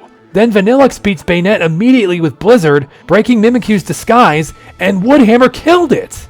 Unfortunately, Executor's valiance leaves him too low to live through Hail. Minior must take his place against Kangaskhan and Raikou. But Vanillix is the one who suffers Fake Out this turn, while Minior almost died to Thunderbolt, only to Shell Smash. Even if Trick Room had faded, Minior was doomed against Extreme Speed. But for the second time, Vanillix stands up to Kangaskhan, taking a crit power-up punch on the first strike, and Blizzard's back to bury both of the final enemies. Okay, so things seem more sane on the first step, but now I have to enter into the second fight with Slowbro up front. And if you recall, the second fight starts with Mega Manectric. Totally not happening. She switches to Camerupt, who absolutely needs an electric attack to come to him to make this switch work. That's what I get. Volt Switch. And also, Mew used Stealth Rock, avoiding any damage this turn. But Camerupt still has to take a very hard Swift. But Mew continued doing status moves with Tailwind. Bad for me until Trick Room starts, but now Earth Power can go hit Manectric. Except that Komala's Last Resort killed it first. I guess that's fine. Mew loses over half to Earth Power instead. Then gained half of its HP back because of a berry. That's annoying. Magearna has shown itself now, and Camerupt cannot just throw away his life. Slowbro has to get back in here now. When she does, a Vacuum Wave hits her for almost nothing, and Magearna's expected Fluor Cannon went for Komala instead of her. That's better for me, sorry Taka. Klefki hits the field to light screen first, which is perfect in the face of Ancient Power against Slowbro from Mew. As for Magearna, it only Thunder Waved Klefki. Thank you. Flamethrower from Slowbro though does not a lot, but she dodged a Thunder Wave and Ancient Power only took a bit more. I don't want to lose Slowbro though. This is taking too long, so Trick Room will need to go up again. In the end, I have to give up Camerupt after all. But now, Magearna is really hard to remove. My only halfway decent move is Mawile's Iron Head. Which is enough! Dazzling Gleam also took out Mew in the meantime. But you know what sucks to see when Mawile is out there? 2 Victinis! But very helpfully, Klefki Thunder Waved one, and Mawile is able to outright kill the other with Sucker Punch. Sadly, Klefki is attacked with Fusion Flare and faints. But there is promise in this fight. Next out is Zekrom, who gives up its first turn for a seed. The obvious play then is to kill Victini 2 with Sucker Punch as well, which lets Executor do some damage with Knockoff. Then Reshiram comes in and does the same thing that Zekrom did, recharging for its opening turn. We play rough the Zekrom, it dies! Then Nature Power Spatial Ren comes from Executor to hit Reshiram. Damn, that was so close. Wait. Holy fuck! New World Hail! And Reshiram died too! But to replace both Reshiram and Zekrom are Kyurem's mimicking of them. Both white and black Kyurem appear together, and they do not use magical seeds. Mawile Ironheads one hard, and Spatial Ren targets the other, but both survive on red. Fusion Flare and Instant Freeze Shock then wipe us both out, as Trick Room also exits. But at this moment, a still living Houndoom has become the most important Pokemon on my team. He goes first, and hits both with Heat Wave and they die! Holy shit, do we have this? Unfortunately, our screens have both faded now, and a Shaman shows up with Hoopa. Shaman was slower, and died to Heat Wave! But terribly, Heat Wave missed on the 4th target of Hoopa. Gliscor landed a great knockoff, but it lived to then gain most of that HP back with Drain Punch. No, this is bad. Getting stuck on Hoopa will make Trick Room impossible. Wait, the right side is done! Do we have this? It's right then that I'm so thankful this is Hoopa Unbound. It isn't Ghost type, so Hariyama comes in and fakes it out. That allows Gliscor to finish it with Knockoff. It's almost over, but we still need to beat Mega Salamence. Hariyama wasn't fast enough and died to Swift though, and then Gliscor missed Stone Edge for the 3rd time! Come on! Don't fucking scuttle this! Gliscor also ended up fainting to Hail, and we are running out of options. I have no more priority, Slowbro is hurt, and only have Vanillux besides. Now Stealth Rocks are making me upset, as they hurt Slowbro a bit more. I want to regenerate her, but Vanillux will take much more damage from Stealth Rock and surely not get to an attack, so I hope for Trick Room. Slowbro doesn't get there. Minior did a good chunk of damage with Rock Slide, but it'll die next turn to another Swift. Unless it became faster with shields down and killed with Rock Slide! We did it! I can't believe we won that on the second try here! This was a fight I could not stand last time. I was getting massacred by this double gauntlet. I remember thinking how the hell I was supposed to beat all these legendaries back to back to back to back. I'm so happy about this. Once again, I was sure that I'd be here for dozens more attempts. But no, apparently fighting Amaria just 6-on-6 is way harder than this. Now this time, as the anomalies fade from the legendaries, it really is over. The 3 dragons fly off, and 3 doors appear ahead of us. Taka then wonders about Lyn, and says she's nothing like the form that was in Meteor. But he tells us something about her from back then. Apparently the doll Lyn would just randomly fall asleep. Apparently, before, this Lyn's power could not control the doll perfectly. Taka now thanks us for our help, saying it's hard to believe things will actually turn out good, but he's learning to accept when they do. After this, he helpfully heals my team and says we have 3 legendaries to capture. Let's get right to it then. We enter the first door, and the vast white dragon waits for us. Obviously there's no reason to use a Reborn ball when we have a full team in pre-fight save, so out go the glitter balls to catch Reshiram's shiny. It did not make it easy. It took 4 attempts, but on that 4th one, it got caught by the first ball, saving me a lot of points. Yet again, I'll show the shinies afterwards. We have Taka heal us up, then enter the right side door to find the deep black Pokemon. Zekrom ended up taking more glitter balls, but half as many attempts to haul in. That leaves just the legendary that assimilates the other 2 we just caught. And then Kyurem was caught on the first glitter ball I threw. Much obliged. But hopefully, you thought to save before walking out that door again. And further, hopefully you're not too injured. Taka sees we've caught all 3 of the Tau trio, saying he's pretty lucky as it is. After all he went through, he's thankful he's alive to talk about it. Now he's ready to decide his life for himself. At this point, he says let's get out of here, before we catch cold, or worse. Oh, you just had to bait her, didn't you? Yeah, Lyn has been especially intrusive in this quest. What she says at first doesn't make a lot of sense, but she seems to be talking about someone. Someone who was a pain for Lyn. But why kill them? They're more interesting than the others. It's too bad then that this place seems to have such strong side effects on them. Side effects like being covered in this black goop. Now again, we are told to fix it. And in front of us, after 14 episodes missing, appears Ace. Ace's first words show they still have their stage-born charisma, but the Umbra aura corrupts their voice just the same. Taka is stunned by their appearance, saying it's great to see them again, but when asked what happened to them, Ace says they won't reveal another performer's secrets, instead saying this is their show right now. He then picks Taka from the audience, and with 3 clicks of their heels, they say, "There's no one like family." Just like that, Taka vanishes from sight. Ace tries to assuage our worry at the sudden disappearance, at least that we won't meet his same fate, since we are not a double crosser. After all, Ace is heartbroken, for when they disappeared, who searched for Ace? Not Taka, he was too busy hiding. Not Zero, he was not himself. Not Solaris, only because he never received Ace's warning. Not Elias, he only cared for his faith. Ace asks if we understand. This family that Ace so adored and worked tirelessly for, look how they repay them.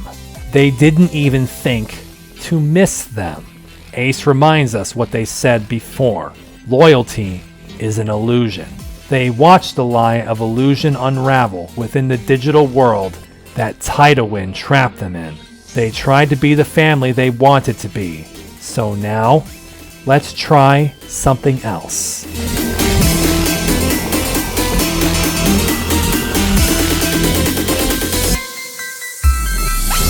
And we face Umbral Ace of all suits. One final stomach-wrenching battle. The third Umbral battle of this episode, and they lead with Latias. I hoped dearly that Houndoom outsped that to surely kill with Dark Pulse. That is not what I see.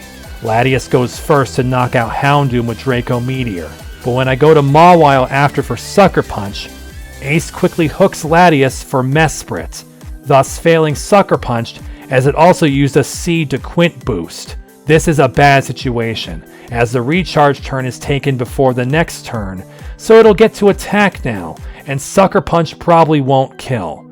Unless it crits! That's big, and strangely, Ace wants to send in a Mega Sableye into something with the only type it's weak to, but it can live a Play Rough and Shadow Ball me. I try to finish it with Sucker Punch, but it lives that too, and almost kills Mawile with another Shadow Ball. I take out Ace's Mega, and Latias is returning. I need Trick Room now if Mawile will want to do anything besides Sucker Punch. Slowbro comes out, and Latias makes it easy. It missed Draco Meteor, but now Slowbro is in no position to kill Latias herself, so I look at who can be sacrificed. When I exited the Kyurem room, I actually did not expect this was where Ace appeared, so Hariyama is still damaged from that fight. I give him up to Draco Meteor, so that Mawile can come back in with the speed advantage. It turns out, I could have just let her use Sucker Punch as it kills Latias in one hit. And Sucker Punch also lays out Latios as well. Now, Ace will use Hoopa as well, and I see no reason to pull Mawile now. Maybe she can do all of this on her own. When I see that it is confined Hoopa, I'm excited. Not only do I kill that with Sucker Punch anyway, it used a Seed to Quint boost and recharge, so I get to go for a Swords Dance. And now, in an Umbral fight, I'm one Pokemon away from a first try. That final Pokemon, once again so depressingly, is Zoroark. If it has Sucker Punch, it'll take out Mawile. It doesn't, and Play Rough hits, and we defeated Ace. On the surprise fight of the quest, getting a first try against Ace is awesome. Again, Mawile is just ridiculous. And it's here that I can show the team that I used against Ace and most likely the Tau Trio Gauntlet. You can tell when I was getting desperate when new Pokemon that I had never used before show up. This Starmie, I can honestly say, I don't remember at all. But I was so far out of options. I tried to find anything that was fast and hit hard with good type coverage. And though it's good, I don't think it was that amazing. This screenshot only represents the fight with Ace, and you can see even that was not a fight I had confidence in.